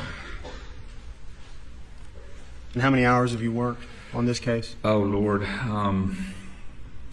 A lot. I couldn't give you an idea, but I made 2 trips down here. I've been to Moselle twice. I read through a bunch of documents, studied pictures forever. Got ready for trial, of course. That took a while. I would probably say that I have, somewhere between 40, 50 hours in this case. 40 to 50? Is that your estimate? I would think so. And travel incurs additional expenses. Is that why you kind of mentioned it separately? It does, yes. So, the company charges anytime I'm traveling or working. Have you ever done any work for the law firm formerly known as PMPED? No. Because I've been doing this for so long, and I do a lot of railroad cases, I have been on the other side of that law firm, and I've been deposed like on the other side. They took my deposition. I was on the other side working for a defendant. But I've never worked for them directly, like on, say, a personal injury case or a wreck case. Have you ever been retained by to work on the boat case? Yes, I did. Tell me about that. What was your retention for the boat case? And by the boat case, which one are you referring? Which one? What do you understand that to be? Well, the boat case, the Maori Beach case, so the one that occurred down at Paris Island. So I do boat accidents. I do small vessel, watercraft, jet skis. I've actually worked on ship accidents, ship collisions before, so I do a lot of maritime and boat accident work. And I was called by Jim Griffin a few years ago. It would have been probably, within a few months of that accident, and I did an investigation of the boat crash. Do your services also include a retainer? Like, is there some sort of retainer to work off of before the hourly billing kicks in? No, our company is pretty simple. We just bill by the hour, so we don't do contracts or retainers. Some people in my field of work do. So you were originally retained by Mr. Griffin for the boat case to do a boat reconstruction. Is that fair to say? Yes. And that would be in line with your, what you primarily do with your services at your firm. Is that fair to say? Yes, that just falls underneath physics, mechanical engineering. Anything based in physics has the potential for being explained, and that's what I do. All right, and I know your educational background is in engineering. Is that correct? Yes. And I want to talk about a few things we can maybe agree on. And engineering is a field that, would you agree, engineering is a field that is based in science? Would you Yes. agree with that? Yes. Would you agree that engineering is a field that's based in some math? Is that fair to say? There's a lot of math in engineering, yes. We heard a lot about trigonometry and angles. I mean, math, right? Yes. Engineering's based a lot of is based in hard facts. Would you agree with that? Yes. And engineering, some of the things that really have no business in engineering would be guesswork. Is that fair to say? Well, in engineering, you can sometimes make assumptions and then make guesses, but you always have to go back and test them, right? You develop what we call them hypothesis, right? So you look at the problem, you try to figure out what the problem is, you form a hypothesis, and then you test it. So, you might say, well, I think this. And then you either mathematically or physically test it. Okay. Going back to that question about guesswork, though, because I don't know that you answered it. In engineering, is it important not to use guesswork in making opinions? Right. If I give an opinion, I'm not guessing. So whenever I give an opinion, there is a foundation based on my education, experience, and training for me to give that opinion. So if an opinion's rendered and there's variables that aren't considered, would you consider that to be guesswork?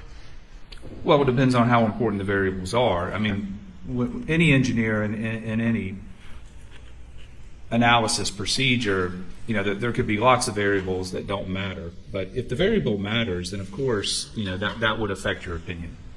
And in engineering, and we're thinking of, I think you said you're a mechanical engineer Yes. by trade, by education. Yes. So do mechanical engineers engage in speculation? Not in the context of giving opinions. Okay. And do mechanical engineers, when whatever they're engineering or whatever they're opining about, do they base their opinion on assumptions?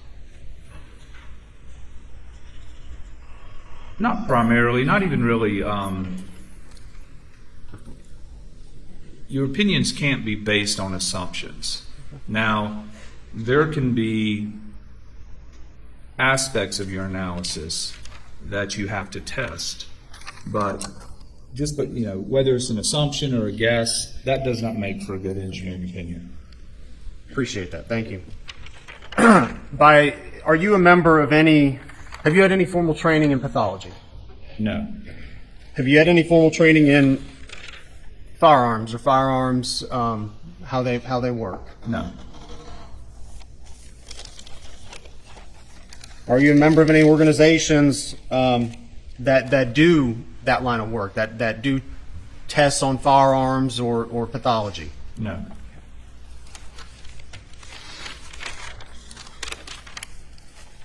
Have you taken any shooting incident reconstruction classes?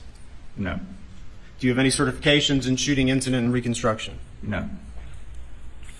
Have you taken any classes in gunshot wounds? No. Have you ever done any studies on bullet trajectory from out of the muzzle of a gun? Yes. Okay. What studies have you done? I've done all kinds of testing. All right. Such as? For instance, one time I had a case, it was a murder case where a person was shot through a car door and was shot with a .357 Magnum, and the door had maybe 6 bullet holes, and each of the bullet holes had different characteristics. So I went to the junkyard and got 25 to 30 of these doors, and I spent a couple of weeks shooting that door with a .357 Magnum at different angles, different distances, until I could replicate the bullet holes in the actual in the door. So what you're doing there is that you have a door as evidence, and then you're trying to figure out, okay, what does that tell you? Not the same as what I talked about today, but similar. I had a case one time where there were 2 deer hunters in the woods and one got shot at long range. So we did a lot of long range ballistic testing of the ammunition in the firearm to determine the drop distance of the bullet and to understand where the one hunter would have to aim the weapon. I have done proximity testing with firearms by looking at the stippling. So in other words, I have a rig that I can put a pistol in, and then I put target. A lot of times I use sheetrock, and then what I do is I fire the gun at increments back and look at the pattern of the stippling. Sometimes you'll get soot and stippling, and sometimes not. So it would all be testing within the context of the cases. You know, when I get involved in a firearms case, those are the types of things types of tests that I would do. It's just a general part of our business. When we get presented with an engineering problem, we do testing. In those testing, any of those studies that you did, were they subject to peer review or published in any publication? No, I typically don't write papers or submit papers. I do the work. So it's you doing a test on your own? Yes. Is that right? That's what it is? Yes, or with, of course, people in my office help. With your office? Yes. Okay. And are you a member of the International Association for Identifications? No. Firearms identifications? No. Do you have any certifications along those lines whatsoever? No, I'm not a firearms expert or a pathologist or a wound expert. That's not my area of physics. It's not my area of expertise. Okay, so is it fair to say then any opinion you rendered on relating to firearms, we shouldn't rely on it then? That's not what I said. Okay. If it's related to exterior ballistics and terminal ballistics, then We're gonna yeah, go you through can it. certainly rely upon it. But I'm not going to testify about wounds or pathology or anything like that, and I haven't. All right, I want to start with the cell phone. I think we ended on the last slide. The charts. I don't know where those are. Yeah. Showing you a defense exhibit 141 and 142. I believe you testified. Can I have the PowerPoint? Sorry.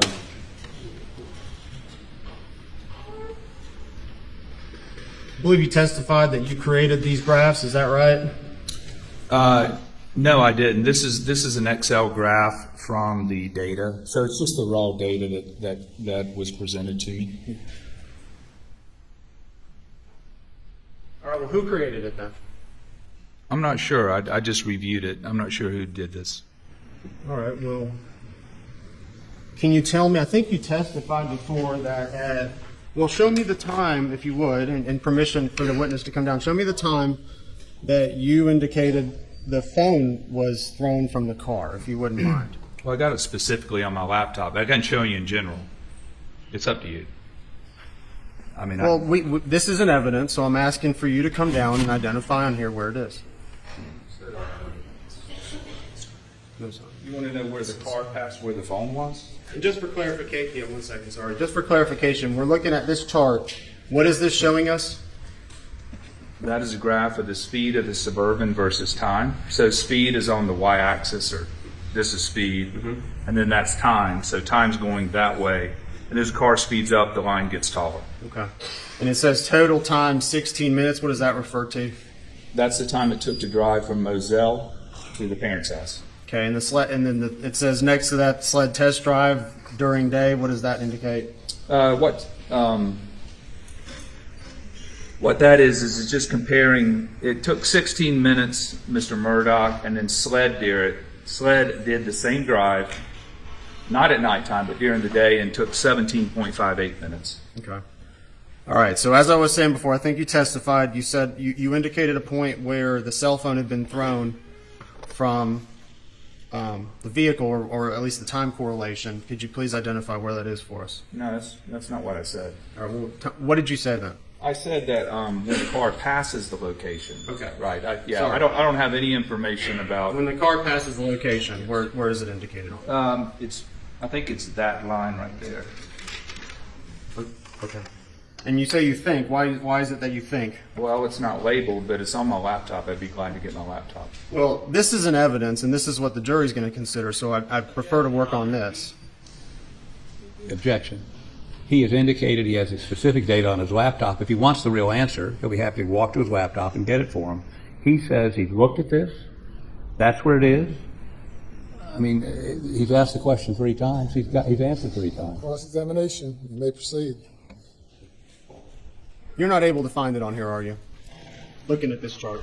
Well, it's either this line right there, or I think it's this one or this one. All right. Does engineering engage in I thinks and maybes?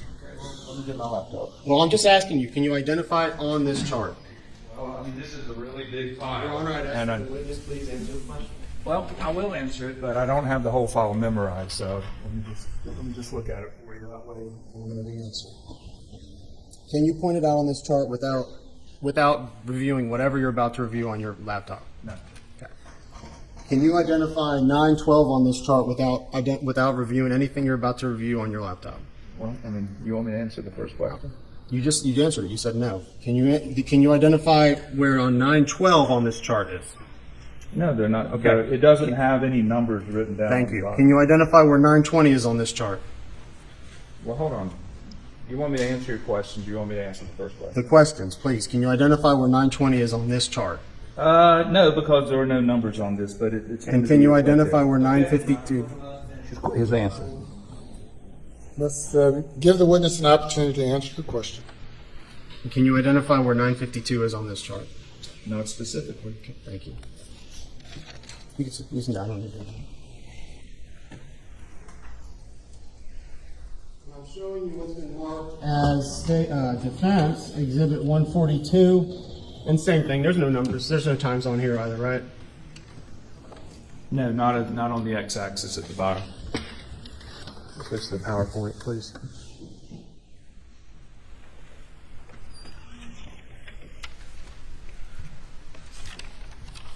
All right, you gave an opinion on objects being thrown, ejected, traveling at what was posited to you as 45 miles an hour. Do you remember that Yes. opinion? What are some variables, and you're an engineer with a math background, what are some variables you would need to know before determining the distance, trajectory, and speed of an object? Like, is the hypothetical somebody threw a phone out of a window? My hypothetical is, in order to determine the speed of any object, what are some variables that you would need to know in order to determine the distance it was thrown, the trajectory it was thrown, and the speed at which it was thrown? What are some information that you would need to know in order to posit an opinion about that? Well, there would be a lot of variables, but the main ones would be, and I think I understand your question, but let's say you find an object on the side of the road, and you want to know how fast, let's just assume that somebody throws something out of a car that's driving down the road. And let's say this would be a typical problem people ask me or we're presented with. It's like, well, can you calculate based on the physical evidence on the side of the road, how fast was the car traveling when the phone was thrown out? I mean, let's just look at it that way. So what you would need to know, like, let's say that it was on the shoulder of a road and there was like an impact mark on the shoulder of the road. And then 57 feet later is the phone, right? So you could make a pretty good determination the phone tumbled 57 feet. Well, a tumbling object decelerates at about a half a G. That's 11 miles per hour per second. So over 57 feet, you could back calculate it. You're going to come up with something probably like 30 miles per hour, right? The variables would be the condition of the shoulder, obviously the speed that it's thrown out, right? Energy, right? Right, because for instance, if you're driving down the road, you could throw it forward, you could throw it backwards. So you may want to add the speed or subtract the speed from the velocity of the vehicle. And I'm going to let you keep going, but just Answer the question, interrupted again. Were you through answering that question? I think so. I think that's probably All right, next question. all right. About the strength, I think you said strength of the throw. Is that what you were talking about when we last cut? well. Variables. Right, because if you just drop the phone from the car, it has zero initial velocity relative to the car, but the car has relative velocity to the road. So, for instance, it's going to have a different trajectory if you throw it straight down out your window than it would be if you throw it up in the air or throw it sideways. Those are all what's called initial conditions. And so, but, if you had information, let's say you had a witness in the passenger seat that said, well, he tossed it straight out of the window, then you could calculate it that way. But you would need more information. So, to know specifically this type of problem, you would need to know a lot of different information to get if you said, how fast is this car going based on how far that phone tumbled down the street? Yeah, you would need to know some more information. So you need to know the energy thrown, energy at which the object was thrown, correct? Yeah, so the speed. Would you need to know the mass of the object that was thrown? No, That wouldn't matter?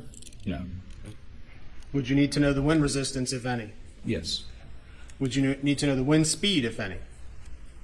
It depends on the problem, but that might be a factor. And absent any of those variables, really can't tell anything about an object that was thrown. Is that fair to say? Well, it depends on the question that's asked. If you were asking me the question, how fast were the car going, then yes, you would need all those variables unless you wanted a wide range of answers. But if you ask me, if you toss a phone at near highway speed or close to highway speed, will it tumble? Completely different question. There's no variables there. That's just fact. Okay. And while this may be obvious, I'm going to show you what's been marked, or what's been entered into evidence as State's Exhibit 230. I'm sorry, I keep doing that to you.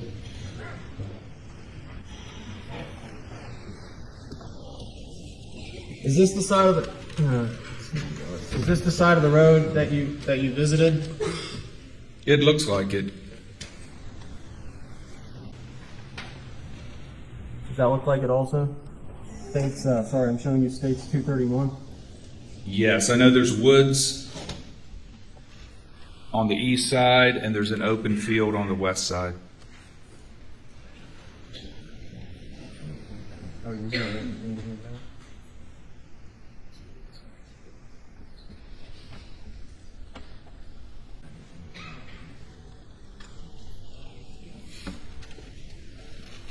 I'll just do the old fashioned.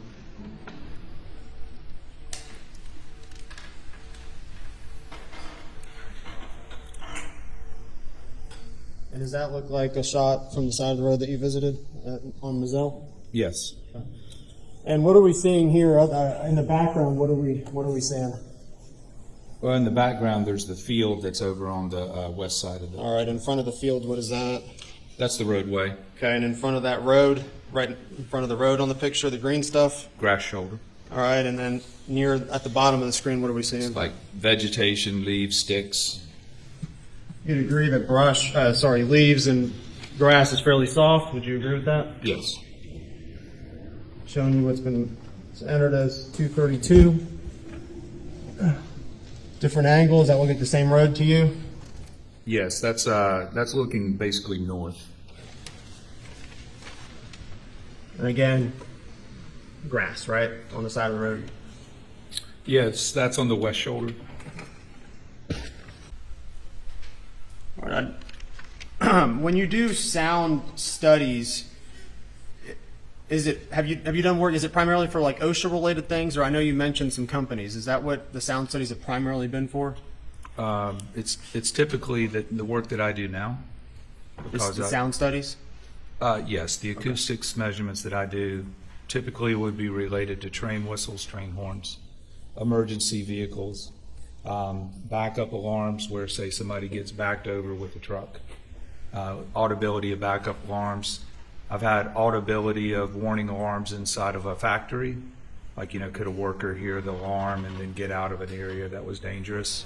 So it's usually emergency signals is typical. I have worked on a criminal case where it wasn't a gunshot, it was a woman screaming. And could a particular, they call them ear witnesses instead of eyewitnesses, but could a particular ear witness hear a woman screaming at a distance? And so, And would that be for workplace considerations? There was some accident at work and it maybe relates to OSHA?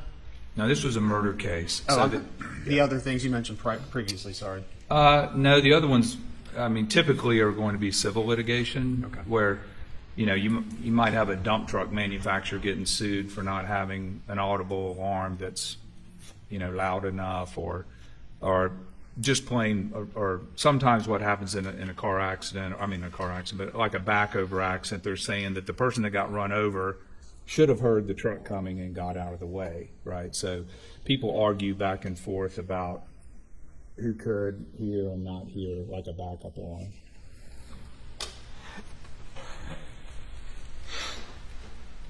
All right, I'm going to direct your attention now to the sound study that you've conducted, and it was in your PowerPoint of your defense exhibit.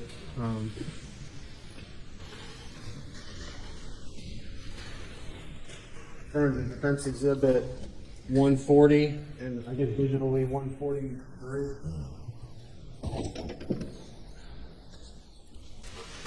All right, if you could please to page, I believe 75 or exhibit 76.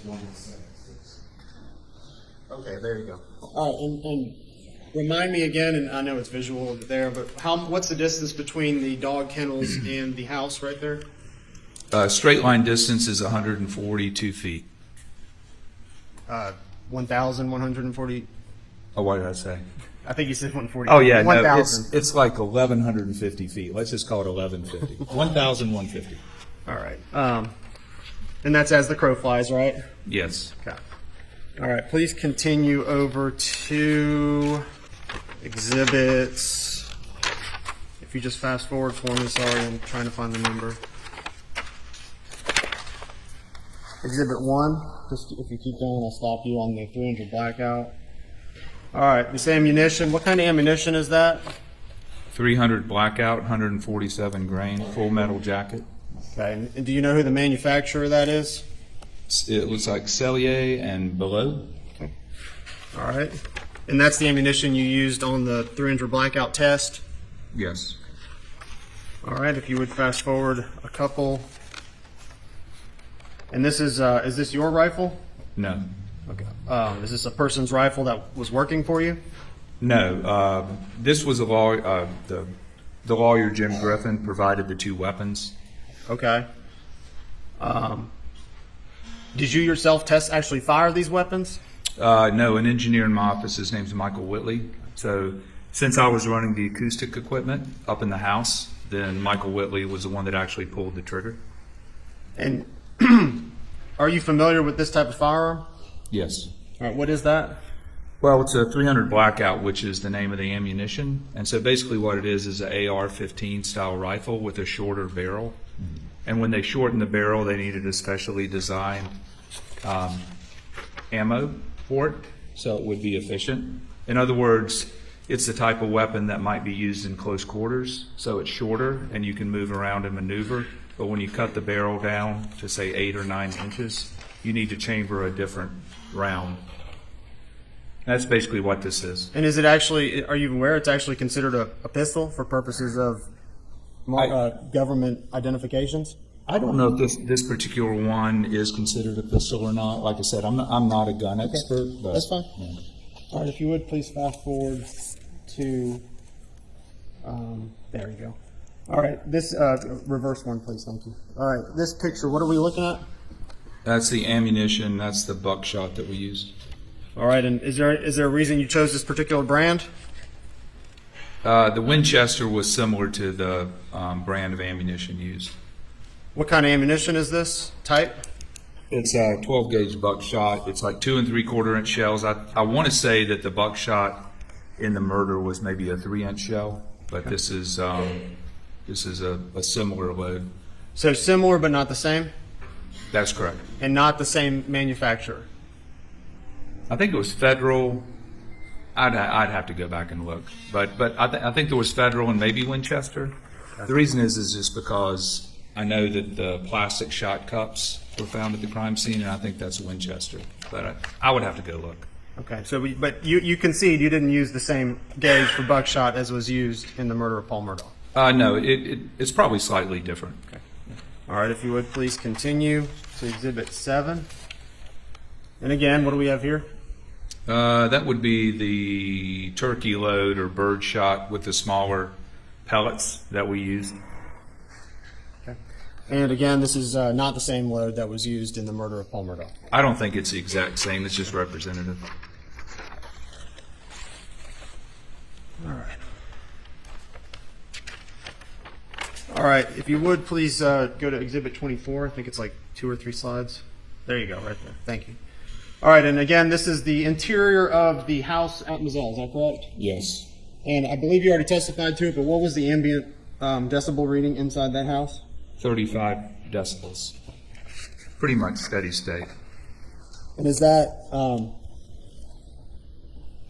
I guess we heard an audio clip, right? Yes. That we played for the jury. Does the ability to hear something, is it affected by the ambient noise? Yes, in a that's room? what. Yes. Did you do a test on what the ambient noise is in this courtroom? No, I can do it right now if you want me to. Did you do it before? Does the ambient noise have an effect on how we hear something? Yes, that's what I explained. So in order for you to be able to clearly hear something, it's got to be 10 decibels above background. And we've If heard it's 10 decibels below background, you're not going to be able to hear it. And when you're in between, it depends on if you're listening for it. Like if you're really listening for something, like if you're at a train crossing and you're listening for the train horn, it could be right at the background level, like you've got the radio on a little bit. The train horn can be right at the background level, but since you're listening for it, you might be able to hear it. If you're not paying attention, then you might not. But if it's 10 decibels above your background, you will hear it. 10 decibels below, you're not going to hear it. Because again, that's twice as loud or twice as soft. And if sound's relative, and I know you gave an example of the concert, how did you decide, or how did anyone decide what volume to play that sound clip? Would volume affect your ability to hear something? It does, but it really wouldn't matter because, again, the shot from the kennels was only 1 to 3 dB above background, so it was about 36, 37, 38 decibels. And even if you rustle a piece of paper, that could be in the 50s. And so it doesn't really, in this case, the volume of the TV, it really didn't matter just because the sound of the gun inside that house is so faint, it wouldn't make a difference.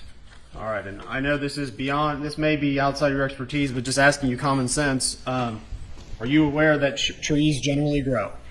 Yes. So remind me again, what day did you go out and perform these sound tests? The sound tests were January 5 of this year, so 23. And I know we have some pictures. If you wouldn't mind backing it up to Exhibit 14. It's the closest representation I could find. Okay, right there is fine. Sorry. Would this tree line on the back of picture Exhibit 10 be consistent with what you saw in January? Yes, that is January. Okay. And are you aware of what the date of the murder was?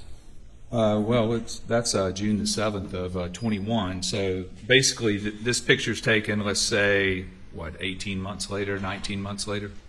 And I think you did testify that sounds, because speed travels in a straight line, sound would be affected by the tree line. Is that correct? It will be on the other side of the tree line. It's also going straight up too. It's like I said before, it's like a big half bubble getting bigger.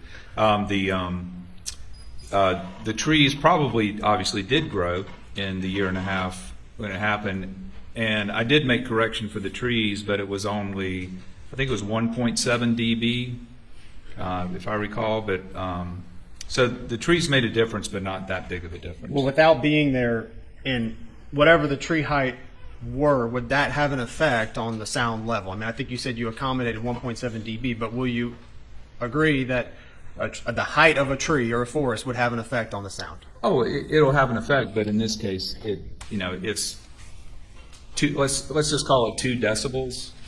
And what I'm talking about is, background inside the house, if you have the TV on, is like 70 decibels, right? So we're comparing 35 or 40 decibels. Whether we add or subtract 2, it makes no difference because you got 70 versus 30 or 40.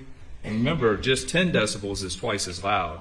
So 70 decibels is many, many times louder. So I went through the process of making sure that the numbers were correct, but minor variables such as wind, humidity, wind speed, the trees, all of those, even if you factored all of those in, it really doesn't make a difference just because the gunshot inside the house was so faint that you're just not going to hear it.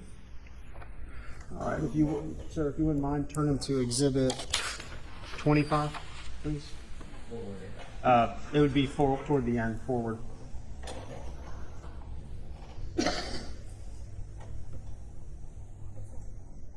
It's a chart. Yeah, the next one. Next one, if you wouldn't mind. This chart. Okay.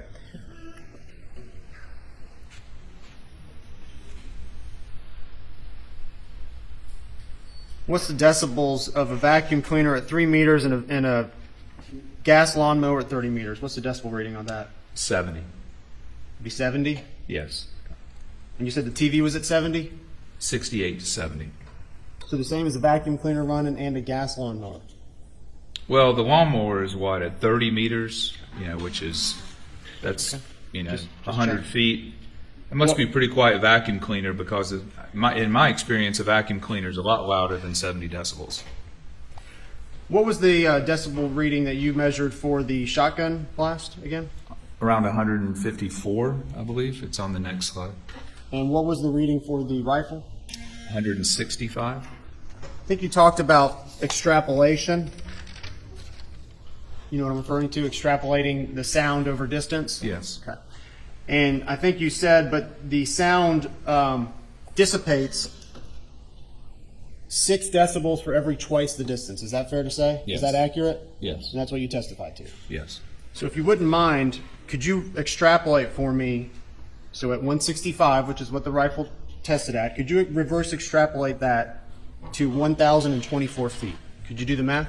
Yes, I have that.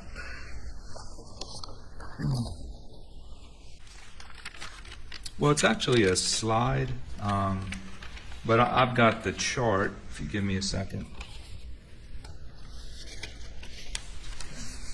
So what I did was, when you add in the attenuation, what distance do you want to know? 1,024 feet? So basically just like outside the house? Yeah. Yeah. Just the basic. Okay, so because of the weather conditions, I adjusted the number up for, I'm assuming we want to talk about the night of the murders, right? I just want to know if you could if you could extrapolate. I don't want to know about weather conditions or anything right now. I just want to extrapolate 165 decibels beginning at 3 feet, or beginning at 3 feet, and then I want to extrapolate it to 1,024 feet, and those are even numbers. It's 89.5 decibels.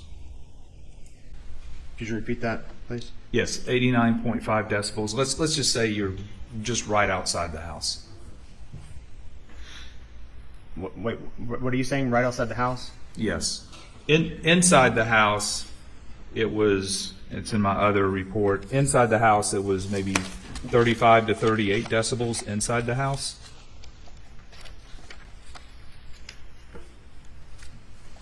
All right.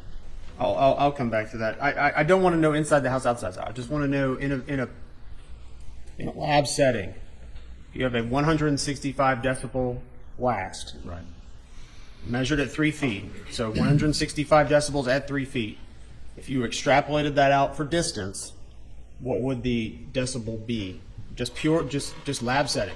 Lab what would setting. what would the mathematical equation be? Well, it would be a little bit different in a lab setting. This is not a lab setting. But if you did, you go, I don't have that written out. You may have already done it, but if you take 3 feet, Would you disagree? Let me ask you this, and it's not a trick question. Lab setting, we can put all the qualifications in, but would it be at 1,024 feet? Would you have any reason to doubt that it would be at 105 decibels? that sounds about right. I think I did that at one point in time and got about the same number you did. And if you wouldn't mind, what is your chart indicating is 105 decibels? Let's see. Just what the chart says. It says jet flight at 300 meters, which is basically 1,000 feet. Thank you. Would you agree that a cat's meowing or a cat is fairly low on the decibel meter? Yes. Certainly if a cat was outside and you're inside, fairly low, hard to hear. Would that be fair to say? Yeah, unless the window's open. I'm going to reverse and now go to, if you wouldn't mind, starting at page or exhibit 57. Does it go backwards? There we go. Thank you. All right. Referring to your exhibit 57 on your PowerPoint, I know you testified to, but are you familiar with what this image shows? Yes. All right, and this is the feed room with the a view of the window. Is that correct? That's correct. And this is not a picture you took. Is that fair to say? No, this is the night crime scene pictures from June 7th. All right. Do you just visually looking at it? Do you see holes in the window? Yes. Do you see a whole lot of other stuff in that picture? On the shelves, in front of it, behind it, below it, above it? Yes. All right, if you wouldn't please continue on to the next slides. I'm going to go to your exhibit 45. All right, so I think you testified that you kind of visually looked through the hole in the window and kind of aligned your eye with the tree outside. Is that kind of how it went? No. You said you, correct me if I'm wrong, you can tell me in a second, but didn't you say you lowered your head to where you perceived a chest wound would be and looked out the window and tried to align it with that defect? Yes. Okay. So the only thing I missed was lowering your head, right? Right, You and lowered I yourself didn't down. do it at the window. I did it in the middle of the room. Now, we've already established you have no training, experience, or expertise in shotguns. Is that correct? Well, maybe you need to explain a little bit more. Well, what do you have any formal training, formal expertise, formal education in how shotguns work, how shotgun projectiles work, and what they do after leaving the end of that barrel? Do you have any formal training, expertise, certifications, anything? Not formal training, but I've done a lot of study, and I've also tested shotguns, and I've fired many shotguns before. I understand what happened to the pellets, and this particular pellet is one of the pellets that would have passed through Paul. All right. What's the spread of a shotgun pellet exiting a shotgun barrel? What's the spread every 1 inch? Well, it's going to vary based on the choke and the ammunition, but for this one, it's pretty clear that the spread is about the size of a window because the muzzle of the shotgun was maybe, let's call it 3 feet inside the door. It's a 10-foot long room. So at 7 feet, the spread of these pellets after passing through a person, the spread of them is probably, that window maybe 26 inches wide. So that's going to be the spread. Obviously, there can be some deflection of the pellets as they pass through the body of the victim. Would that be a variable? Sure. Okay. So do you know the spread of a shotgun every yard? How much it spreads, the cone? Do you know how much it spreads per yard? What kind of choke? Any choke, any gauge? I don't Do know. you the number. know? I don't know the number off the Okay, top of my head. you don't know. Do you even know it, not even off the top of your head, without looking it up? I would have to look it up. Okay. And do you know the range of fire for 10 feet, what that spread is? In centimeters, do you know? Or inches, well, either. I don't have this committed to memory. I would look it up. Is that even something you've ever known, or is that something you would have to look up? Like I said before, I have tested such things before, and Not I've asking certainly for what you read tested. literature. But again, it's not something that I have committed to memory. Again, this, if you wanted to know something like that, if that was helpful in this particular case, then what you would do is then you would go to the literature and find those answers. But I don't have that memorized. Well, aren't you rendering an opinion by drawing a line, by saying somehow that exited the shotgun? I mean, we saw the pictures with you standing there with your shotgun up, and we see this line. Are you not giving an opinion of its exit? I'm giving an opinion that a pellet from that shotgun followed that line and struck the tree. And yet you don't even know the cone and the rate of expansion of a shotgun. How can you give that opinion? You don't need to know that. Okay. So, because what you have here, you got a hole in the window, and we have a slide for it. There's a hole in the window. There's a impact mark on the tree. That pellet traveled a straight distance between those 2 points, and 2 points forms a line. You don't need to know the spread. I mean, that's actually what happened. Was a pellet came out of that gun, it passed through the victim, it went through a hole in the window, and it hit the tree. How do you know then? How do you know it passed through the victim? How do you know that? Well, it has 9 pellets in the shotgun. Paul had 1 pellet in his shoulder. Sled recovered 7. I recovered 9. So I recovered the last pellet. All right, so how do you know that? How do you know that? What are you basing that on? What you just testified to, what are you basing that on? Well, when I looked at the sled records, they found 7 pellets, or that went through his body. They didn't find all the pellets, but he had 8 entrance wounds. He had 7 exit wounds. They found 1 pellet in his body, so that's 8. But we know the manufacturer puts 9. When I went to the crime scene in October 19 of 2021, the 9th buckshot pellet was in the window frame. How do you know that was the 9th buckshot pellet that went through? Did you analyze it? Well, Did you analyze it? I didn't analyze it, but Are you assuming? Not allowing him to answer the question. He said, I didn't analyze it, but, and then he interrupted him. I didn't hear the but. Go ahead. Oh, so the window got shot, right? Most of the pellets went through the window. Some of the pellets went through the little white parts of the window. There was 1 pellet that Sled didn't recover, and the reason is it was under kind of the lip. You know how where you pick up on a window, there's a thing where you put your fingers. It was under that, but still there. So you have a pattern of buckshot pellets like this big. And so you got 9 holes, basically, or 8, because there was 1 pellet left in the victim, right? So How many- 9 minus the 1, so you have 8. There are 8 holes in that window. In my world, that's a very high probability that those are the pellets that came from the buckshot that injured Paul Murdaugh. 2 slides forward. 2 slides forward. What's this big thing here at the bottom? That big opening. Exhibit 47. Are you talking about the missing glass? Yeah, what is that? It's missing glass. All right. How many pellets went through there? I'd have to go back and look at my notes, but I counted for every pellet, except for the one that was missed by the crime scene investigators, which is under the... Let's talk about that. How many grains was the pellet you located on the windowsill? I never weighed it.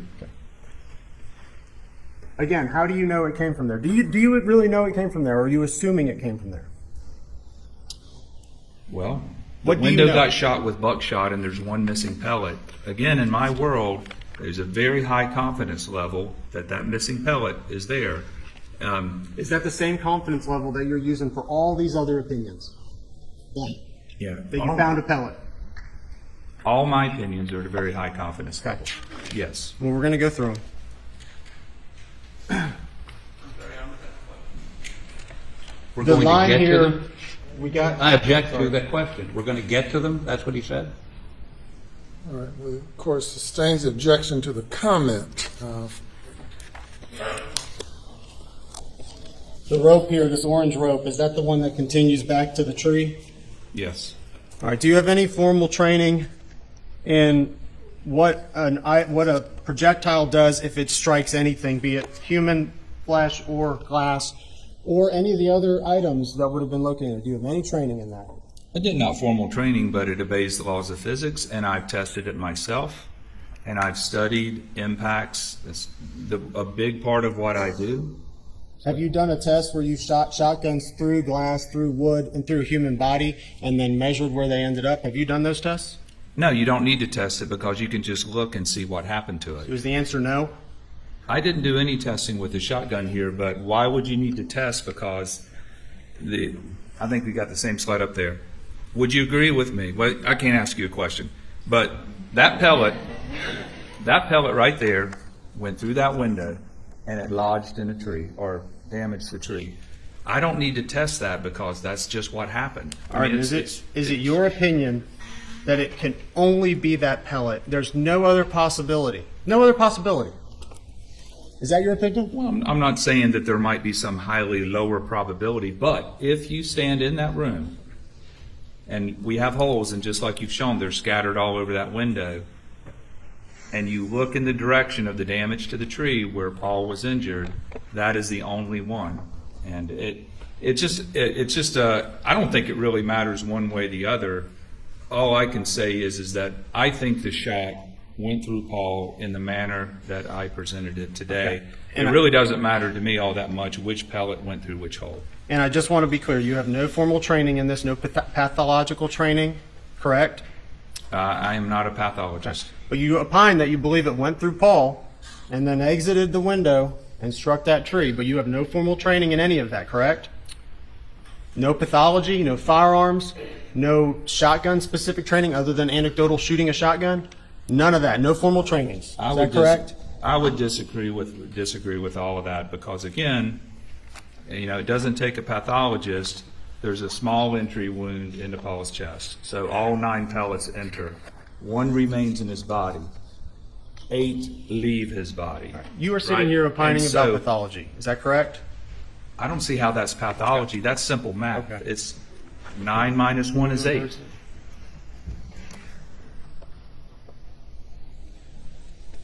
Exhibit, I don't know what page this is, Exhibit 81 or 80?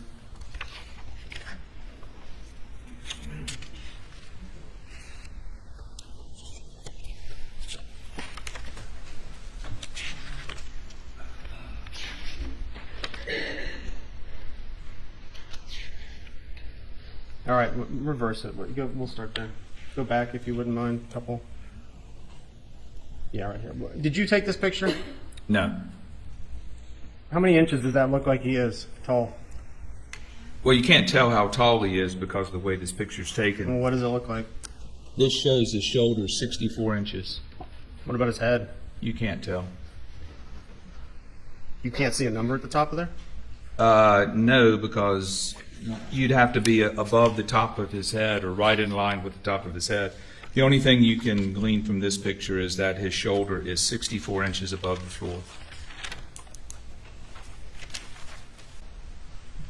All right, I'm going to ask you about use of Faro. Are you the one who actually operates the Faro equipment?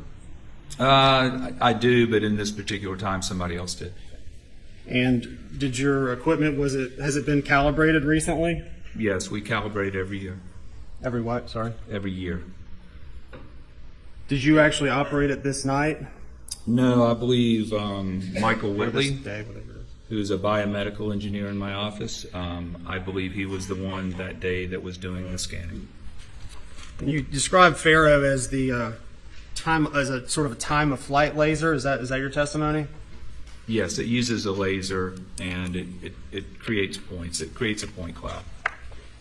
Is it fair to say that it's not actually a time of flight laser, it's a phase-based laser? Would that be more accurate? I have no idea. So you don't know? I don't know.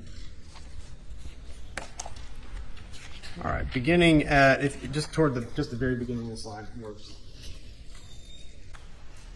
Did you do the addition? I know that we're going to get to it, but there's some individuals you put in the Faro report. Were you the one who actually added that 3D render, or was someone else do it? No, I had several engineers help me on this project. So Aaron Kiefer is an engineer in my office. He did a lot of the work on the point cloud, and Matt Kiefer, actually his brother, did work with taking those scanned people and turning them into shooters. So I would say 5 or 6 engineers in my office have worked on this particular project. All right. What we're seeing here is a quail, what's called the quail pen. Is that your understanding? Yes. And again, this is not your picture. This was the one taken from the night of the incident. This is a crime scene picture the night of the murders. Okay. And next exhibit, please, Exhibit 63. Would this be a close-up of that? Yes. And the panel here, that's a paper product. I think you already testified to it, but that's a paper type product. Yes. Okay. You can actually see it's like bending, warped because it got wet. Yes. So it's pretty thin. Yes. All right, and the next slide, please. Now this is what's purported to be a projectile hole. Is that your understanding as well? Yes, that is a projectile hole. And you testified, I think you testified about the, what you told me, what did you call this indentation on the right side of that hole? I called it a white mark. The bullet's coming in at 41 degrees, kind of from the right, so that represents where the tip of the bullet first touched the cardboard or the fiberboard. And I think you already testified this, but you have no formal training or experience or certifications in crime scene investigations. Is that correct? I've answered that. It all comes from experience and my education. And are you aware that there's a margin of error for the angles that may be measured in a projectile, especially if it's a soft paper product? Sure. There can be, and also depends on how you measure it. So I took what Special Agent Worley measured. Like I said before, it looked like our angle varied a little bit based on it didn't match up with the other physical evidence. That's why I picked a range. I picked a range of 1.5 to 3 degrees. Keep going. Next one, please. And right here, we're seeing a metal dowel. Is that your understanding what that is? I don't know if it's metal or fiberglass, but it's some type of material like that that's going to be straight. And on top of it is an angle measurer. Is that Yes. fair to say? And they're sitting on top of that hole, which is essentially a paper product. Is that right? Yes. Okay.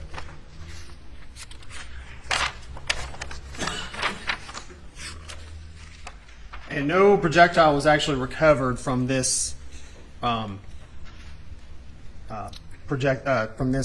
direction of shot. Is that correct? Is that your understanding? That is my understanding. All right. If you wouldn't mind skipping forward to Exhibit 35. How tall is that doghouse at its highest point? It's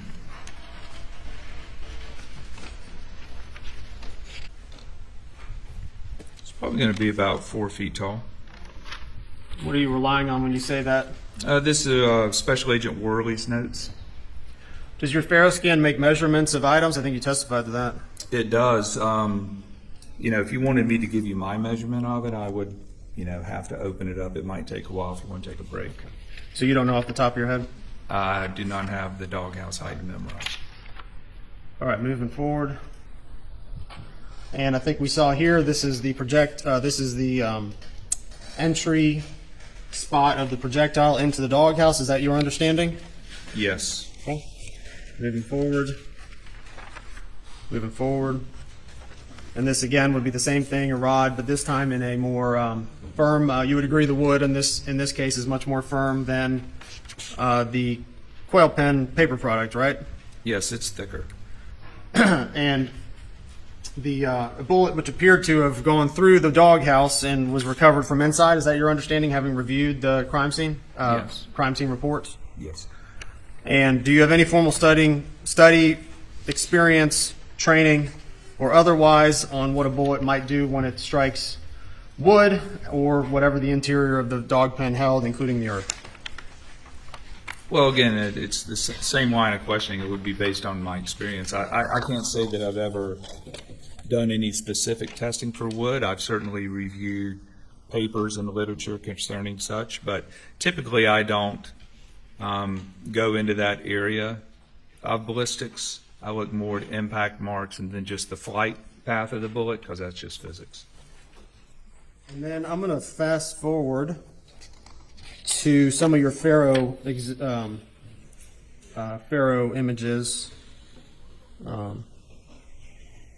If you wouldn't mind, scoot forward a little bit more.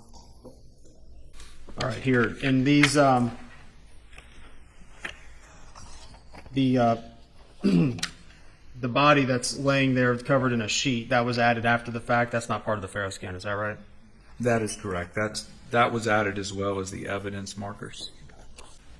All right, and I know that the markers we see on this picture is just representative. There's the placards, and is this the one where you tried to merge kind of what the placards were with the Pharaoh scan? Yes. And the little circular X's, is that the computer-assisted drawing that you made based on the measurements performed by Special Agent Worley? That's correct. All right. Okay. All right, if you would mind scoot forward to where we start with these green lines. All right, we're looking at exhibit, it doesn't even say, but exhibit with the two lines spread out.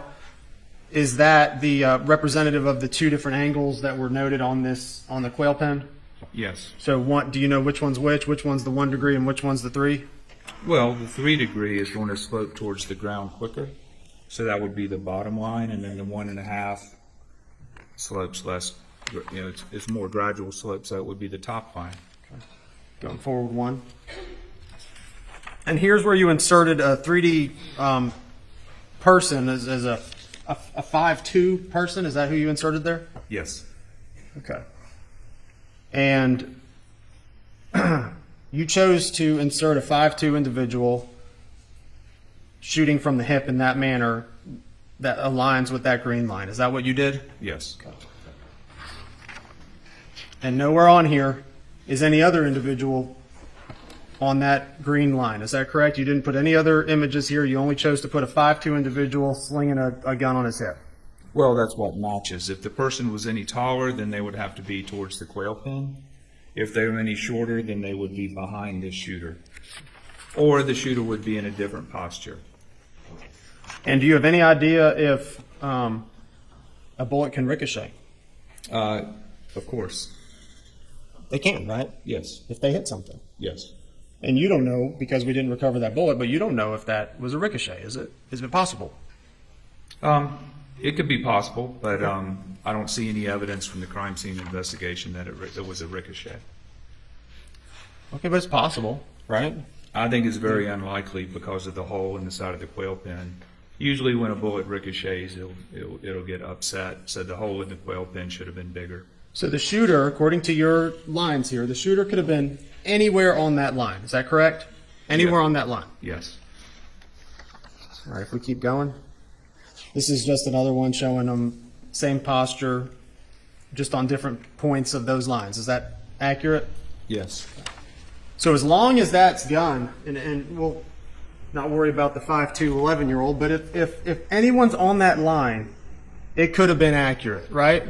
If that gun is anywhere on that line, according to you, it could have been accurate. Is that right? It could have been that shot. Yes. And Anywhere. That's what I explained is that the line, by definition, establishes where the weapon is. Then the next step would be to figure out where the person is, or where the shooter is. I just want to be clear. Anywhere from this point all the way, I guess, until it hits it would eventually hit the ground, right? Correct. Anywhere until it hits the ground, somewhere back behind where the bodies are located. It's your testimony that that is consistent with what you're seeing. Yes. As long as that gun is on that line. Yes. So we can just remove the 11-year-olds from the equation. As long as that gun's on that line, it fits with what you're saying your mathematics is saying. It lines up. Is that correct? That is correct. And you didn't provide any renders of any other adult-sized human beings perhaps kneeling, did you? Repeat that? You didn't do any other renders along these lines of an adult-sized human being kneeling on the ground while shooting, did you? No, what I did do is consider that because, I mean, obviously from your question, you kind of can see that in your mind. Okay. I'm just asking for a yes or no. Well, I did. Let me explain. He's attempting to answer the question. Again.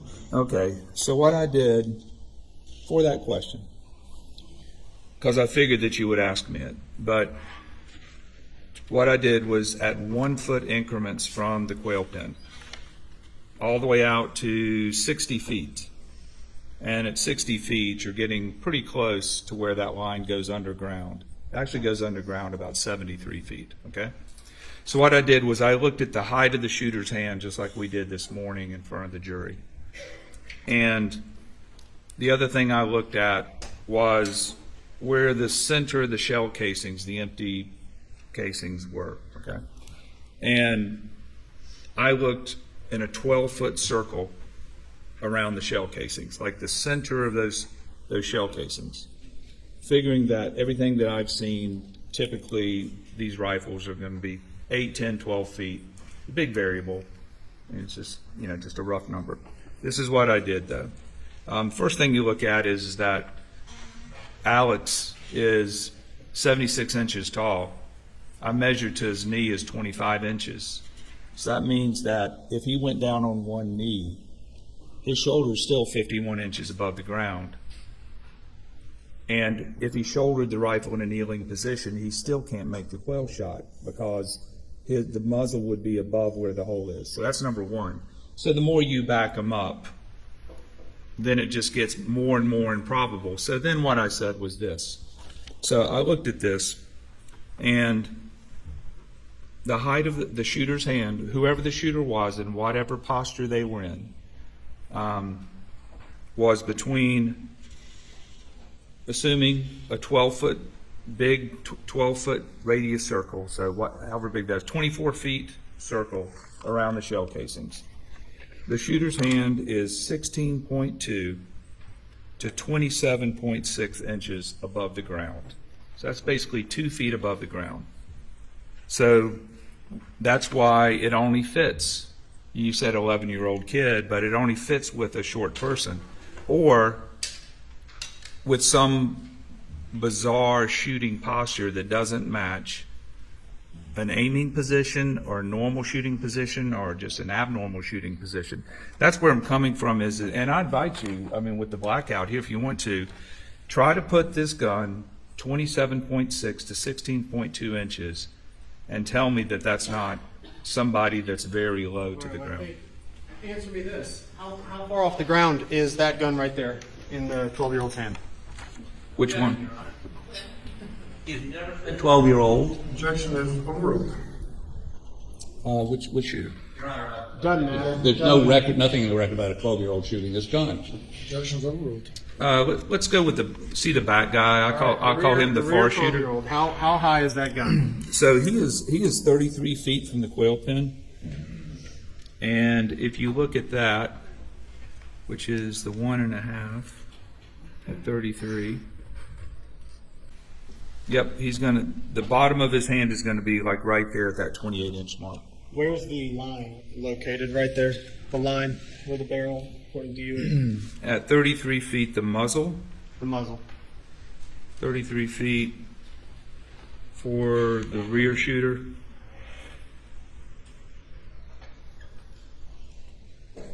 Uh, 39.6. 39 inches? 39.6. 39 inches. Yep. Do you have a tape measure? Oh, here we go.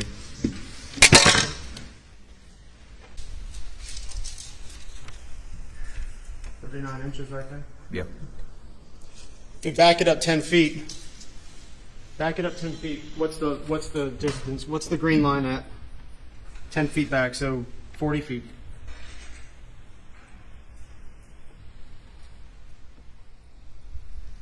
It would be 36.5. 36.5. That's 3 feet. 3 feet 5.5 inches. Is that right? That is correct. My finger, that look about right? Yes. Right there? Yes. Right there. Yes.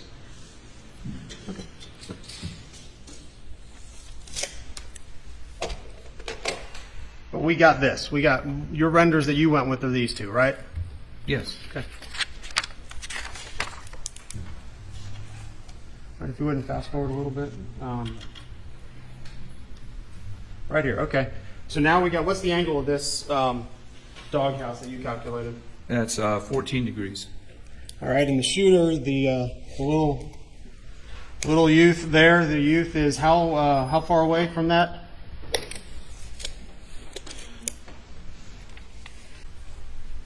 $8.4 feet. And how high off the ground is that green line where he's standing? Little guy.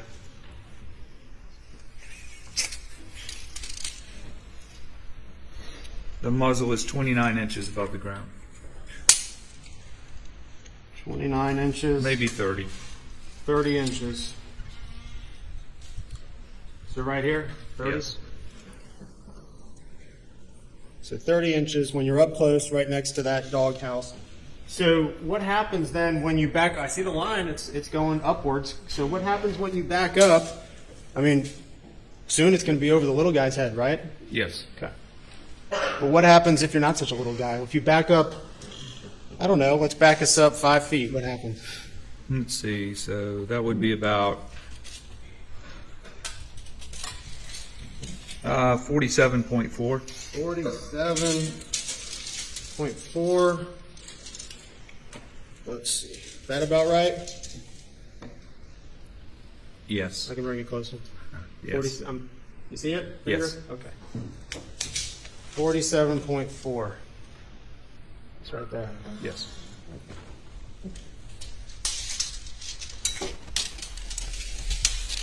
I'm glad we could demonstrate those heights to the jury. Thank you.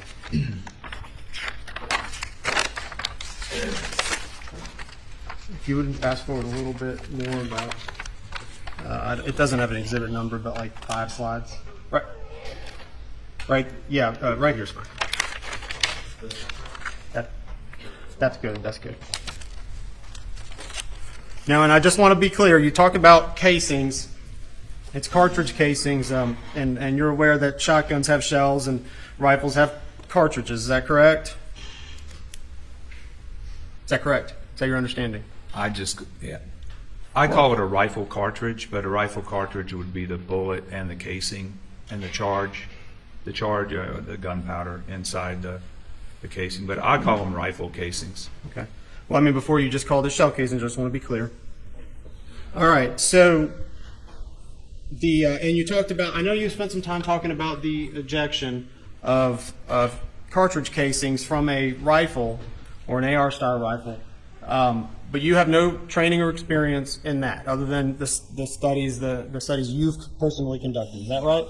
That's correct. In the literature, which again, for this rifle, it's supposed to be 3 o'clock to 4:30, which is 45 degrees behind, but it can be forward. It can be straight out to the side. And I'm just tapping into common sense here, but you weren't at the scene in the night of the murders. Is that right? I was not there. And so, is it possible that cartridge casings were moved? Yes. Is it possible that cartridge casings were ejected in an unorthodox manner? Yes. Is it possible that cartridge casings were ricocheted off of something, hit something and ricocheted? Yes. Okay. So where they laid, and this is just, again, tapping into common sense, not your engineering background, but where they laid may not necessarily be where they fell that night. Is that fair to say? Yes. You're looking for just the area. For instance, if you're thinking about a shooting position 60 feet away, it makes no sense. But anywhere in that 24 feet that I'm talking about, yes, because there's casings there. And here, what are we showing here? Remind me again what this, and I think there's one before it too, an exhibit before. What are we seeing here with the intersection of the 3 lines? What are you saying? I'm saying that the two shots made in two different directions can be made from approximately the same spot. Does that assume, though, that someone's shooting from approximately the same spot? Does that assume that right there? This is assuming someone's in the general same area when they shoot. Well, I used a constant height shooter, put them on the trajectories, and they end up in the same spot. Is it possible that someone shoots from one position and then moves to another position before they shoot again? Is that possible? Sure. Okay. And along your lines, it's still it's very possible that someone could have shot over here, and again, they were maybe a bigger person than the 12-year-old, and someone could have then moved before they shot again. Is that a possibility? Is that possible? Of course. Well, I mean, that's what this slide depicts, is the shooter moving. Right. Is it possible that they were back here and moved maybe just a little bit more than the 2 feet you put on your drawing? No, they would have to change their shooting posture. That's kind of the whole point. It's like, for instance, if you want to, like your line of questioning, let's say that the shooter is laying down or on one knee, then stands up and shoots from the hip. I don't know if that's really consistent with a moving shooter, but it's my understanding from what people have determined and what I've heard in expert reports from the state is that they think the shooter was moving. So I was thinking that it doesn't have to be, but what's most likely is somebody is walking around shooting a gun. Okay. Again, you weren't there. You have no firearms training. Is that right? Or certifications? Or crime scene training or certifications. Is that right? I was not there. So this is your best guess. Is that what it is? No, that is not a guess. So it that couldn't be- is based. Let me Go ahead. finish. That is based on all of the engineering principles, the physical evidence that was collected by both myself and Special Agent Worley.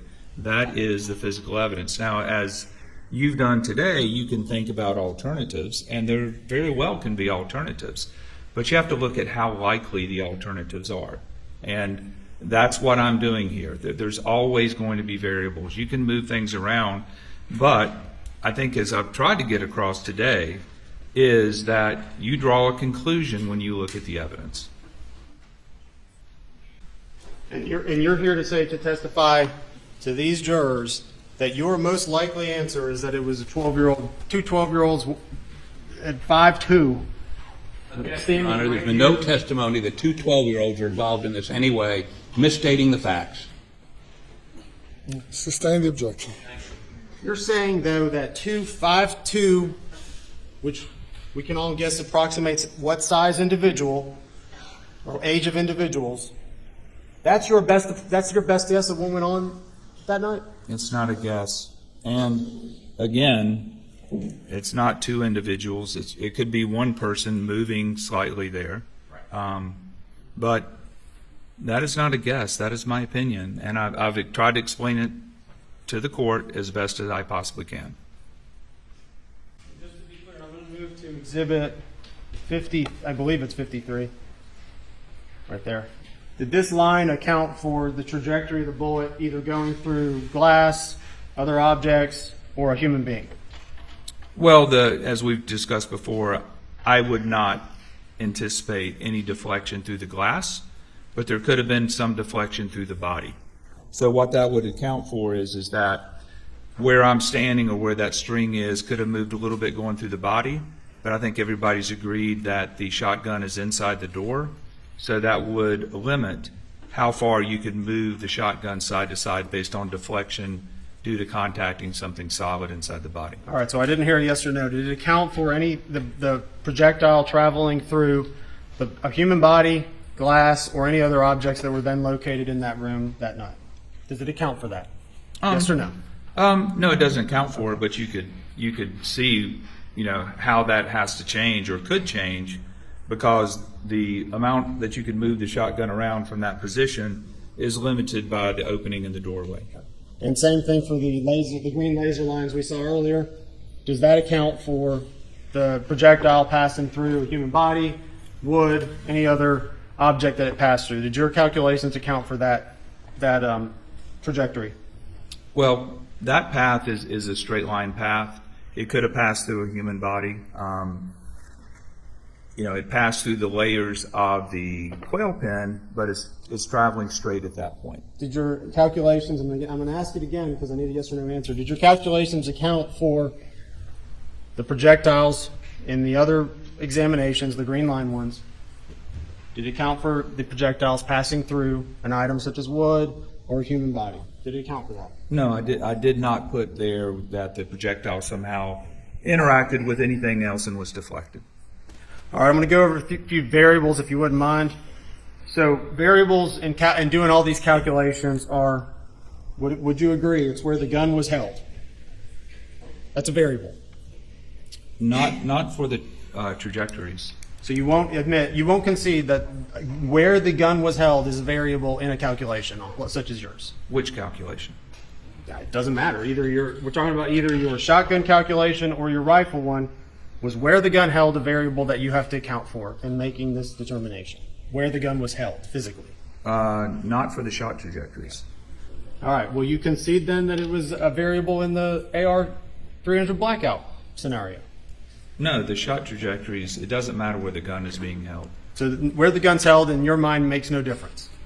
No, the gun is on the shot trajectory. I think All I've right. explained that. Is it a variable of how the gun was held? No. Not a variable. Is it a variable if the party shooting was moving? Again, no, the barrel of the gun was on that shot line, in my opinion. Is it a variable if the party that the bullet would have potentially passed through was moving? Is that a variable?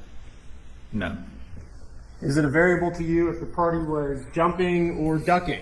Is that a variable to you? No.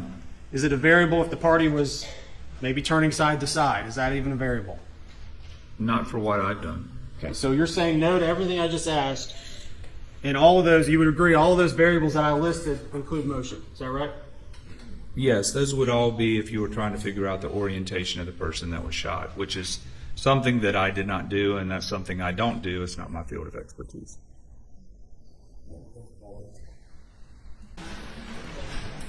All right, and further to the variables, I think you just said is it not a variable to you? Trying to ask this as clearly as possible. Sorry, strike that. Is it a variable if the person that is being shot is moving? Is that a variable to you? That is not a variable to me. And is it a variable to you if the person who's doing the shooting is moving? That is not a variable to me. Would you agree, though, in general, people do move? Yes, in my experience, people move. That's it. No further questions.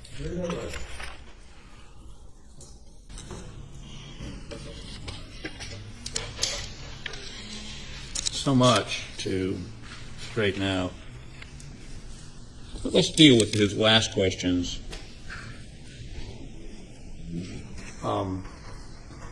About the variable.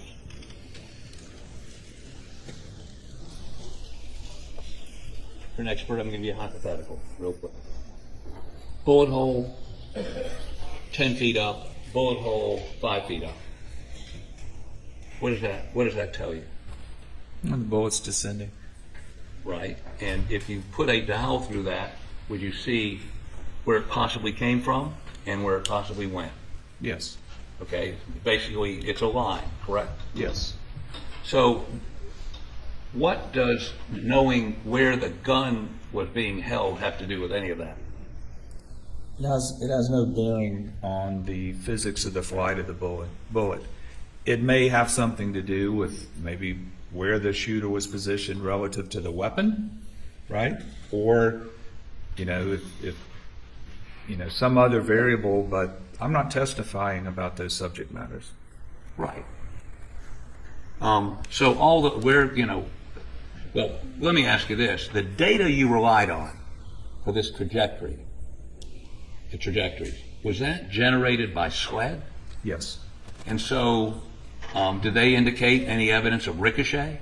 No. Do they indicate any evidence of bullet passing through a person? No. Didn't they test the one bullet they found in the dog shed for DNA and tissue or some sort of organic matter? Yes. Didn't find any. No. So you're basically just saying this is the line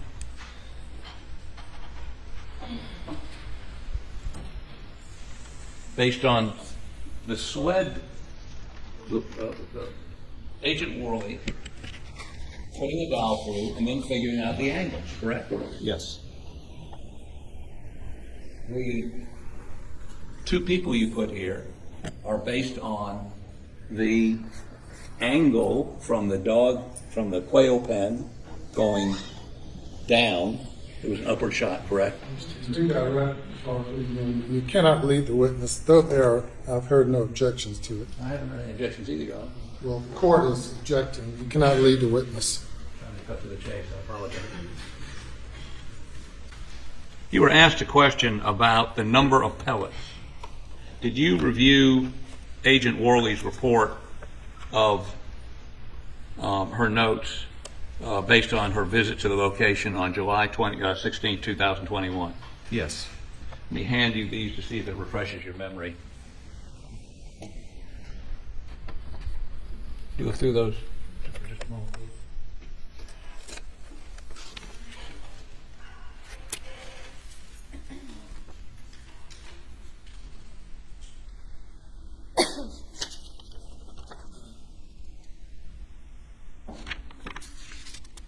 Okay. Let me see it, please.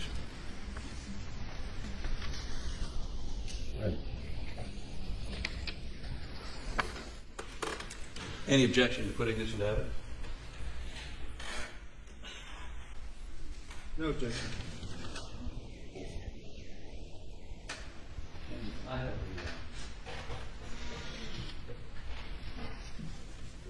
Elma. Offer this into evidence, Your Honor. Submitted without objection. Let's go page by page, just the page and then we'll get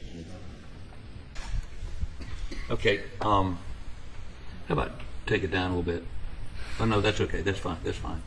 So, what is being recorded in this document and by who? It's a SWED report, right? Yes, it's just a listing of the observations that Okay. Special Agent Worley was observing at the crime scene. Okay, so let's go down to the bottom of this page, okay? Oh, there's that shadow. What's that about? Okay. So, tell me what that says. What does that mean? Those are the following bullet defects in feed room, the doghouse, the small animal cage, and the workshop were scaled, labeled, and photographed. Okay, so what is the defect A, B, C, D, and E? Those are 5 projectiles from in the feed room window. And I think we previously heard those are buckshot pellets. Yep. You can't lead the witness. Okay. Go to the next page, please. So how many is that? 5. Okay, keep going. Top of the page, please. Okay, and so it can. What happens here? Defect F, G, and F and G are projectile entered the interior side of the window. Defect K is a possible defect on the exterior side of the window screen. and that accounts for how many pellets? You got 7, Okay, and how many pellets were there? 9. Okay. Is this where you got your information that you were asked about by the state? Yes, and I mean there was a report by Tom Bevel. He talked about the evidence. The evidence been listed. So there are several documents that you could go to find the stuff that was collected at the site. Okay, and then going down, doghouse. This would be what does that? What does that cover? Maybe push it down. Push it down just a little bit. Just a little bit. Yeah, the doghouse was there was the entrance defect. Then there was a possible entrance defect. It was like a really small hole. No projectile recovered, and then there was a projectile entered the lower middle area, the southeast exterior side, exited the interior side, and entered the bedding. And the projectile was previously collected from the bedding.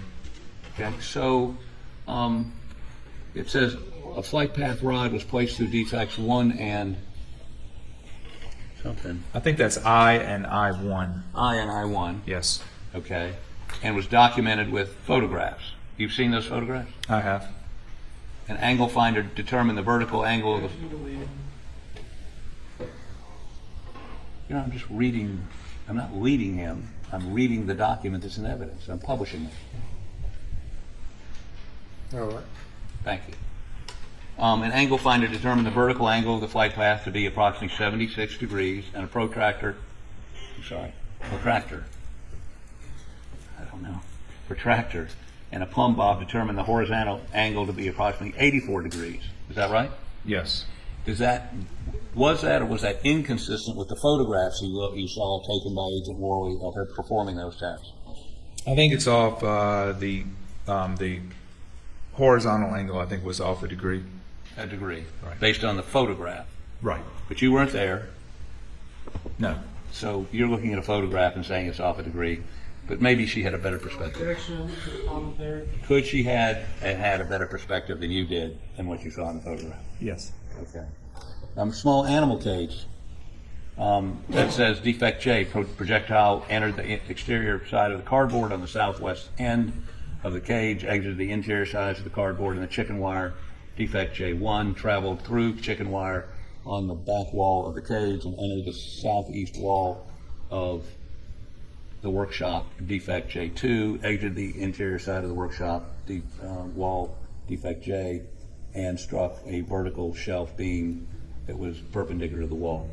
The flight path rod was placed through defects J to J2, was documented with photographs. An angle finder determined the vertical angle of the flight path to be approximately 87 degrees and the horizontal approximately 41 degrees. And is that consistent with the photographs you saw? Yes, except for the one that's 3 degrees.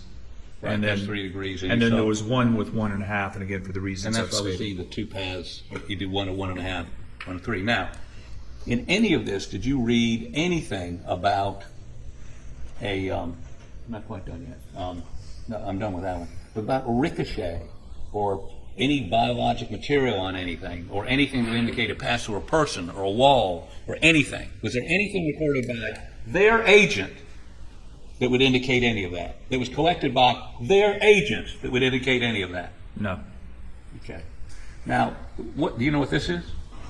This is Agent Worley's drawing of the window. Okay. And what does it indicate?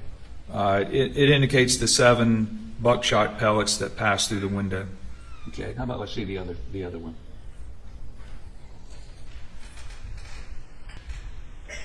What is it? It's another drawing showing where the 7 buckshot pellets went through the window. Okay. One's from inside, one's from outside, or what? Yes. Okay. Yes.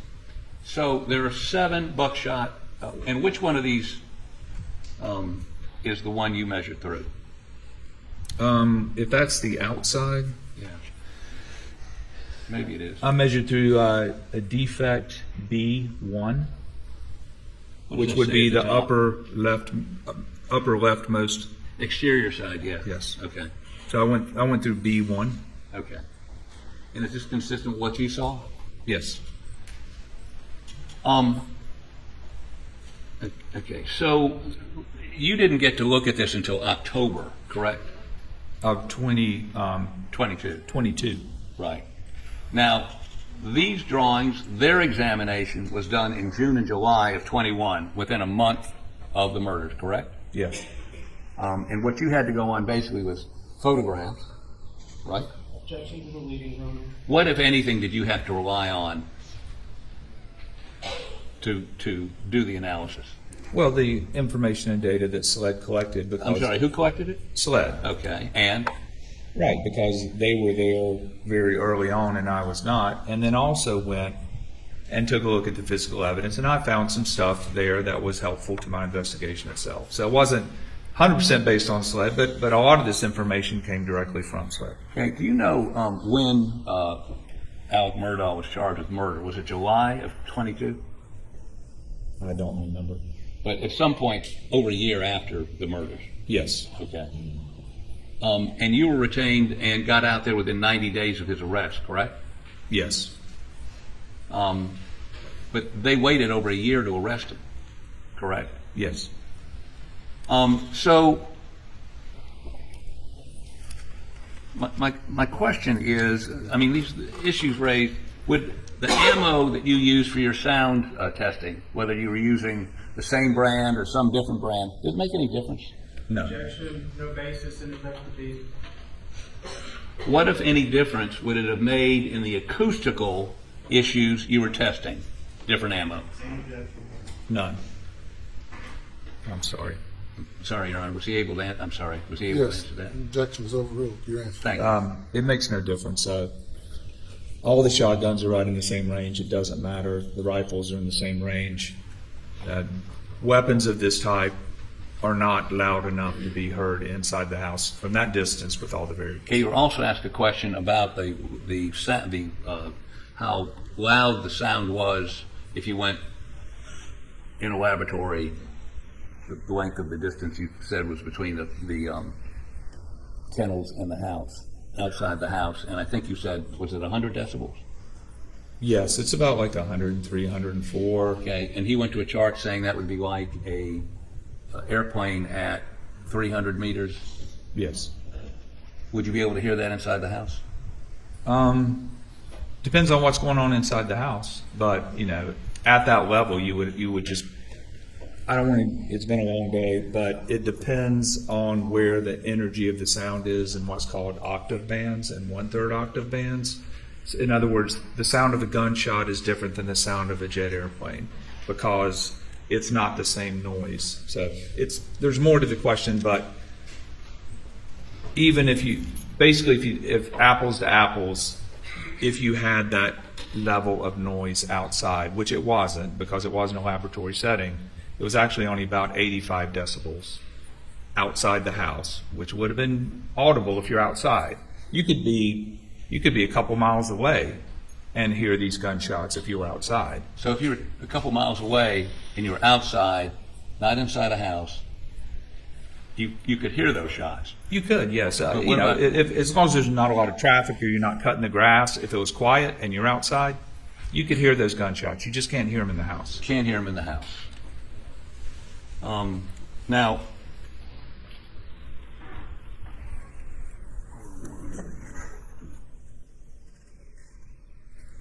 did you find any data, any reports, anything you looked at for SWAD, that they did any of the trajectory calculations that you did?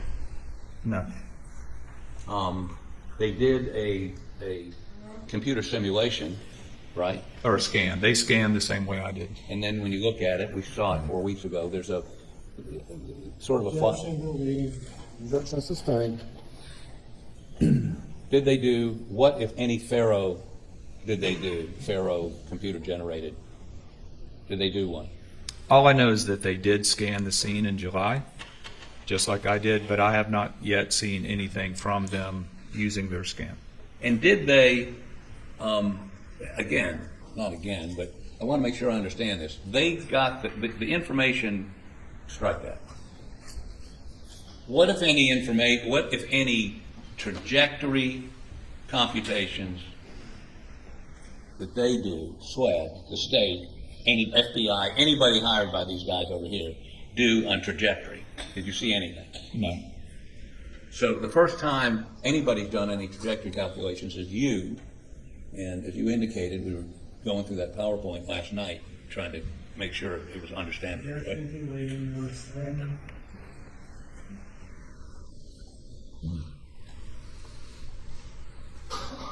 Sort of,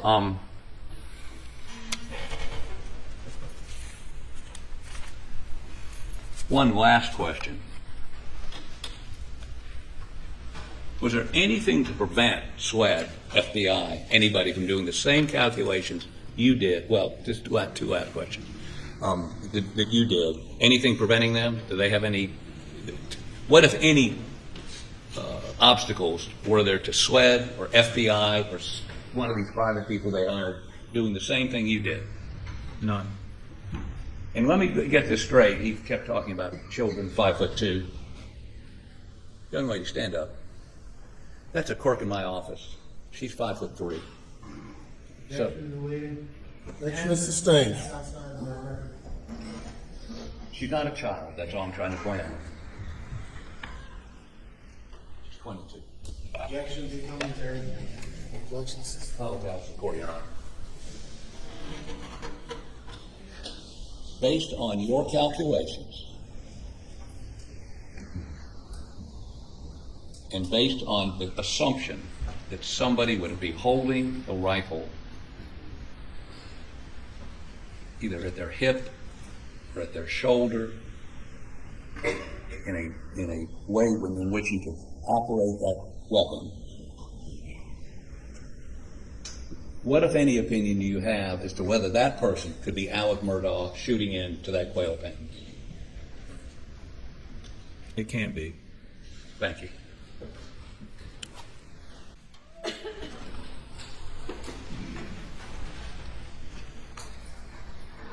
I know you just answered that question, but it could be on anyone on those green lines. Is that right? Your green lines that you drew could be anyone along that green line.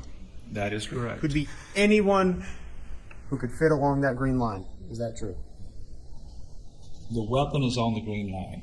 And then so, as I've tried to explain before, the next thought process is that, okay, for people of different sizes, what do they have to do to put their hands on the weapon to fire it? Thank you. While it's sitting on that green line. So to be clear, is that a yes, anyone on that green line? As long as this gun travels on that green line, it would fit anyone on that green line. That is correct. Thank you. And if you were down at the kennels when a shotgun was shot and a 300 Blackout was shot, if you were down at the kennels, would you have heard it? Yes. No further questions. You step down.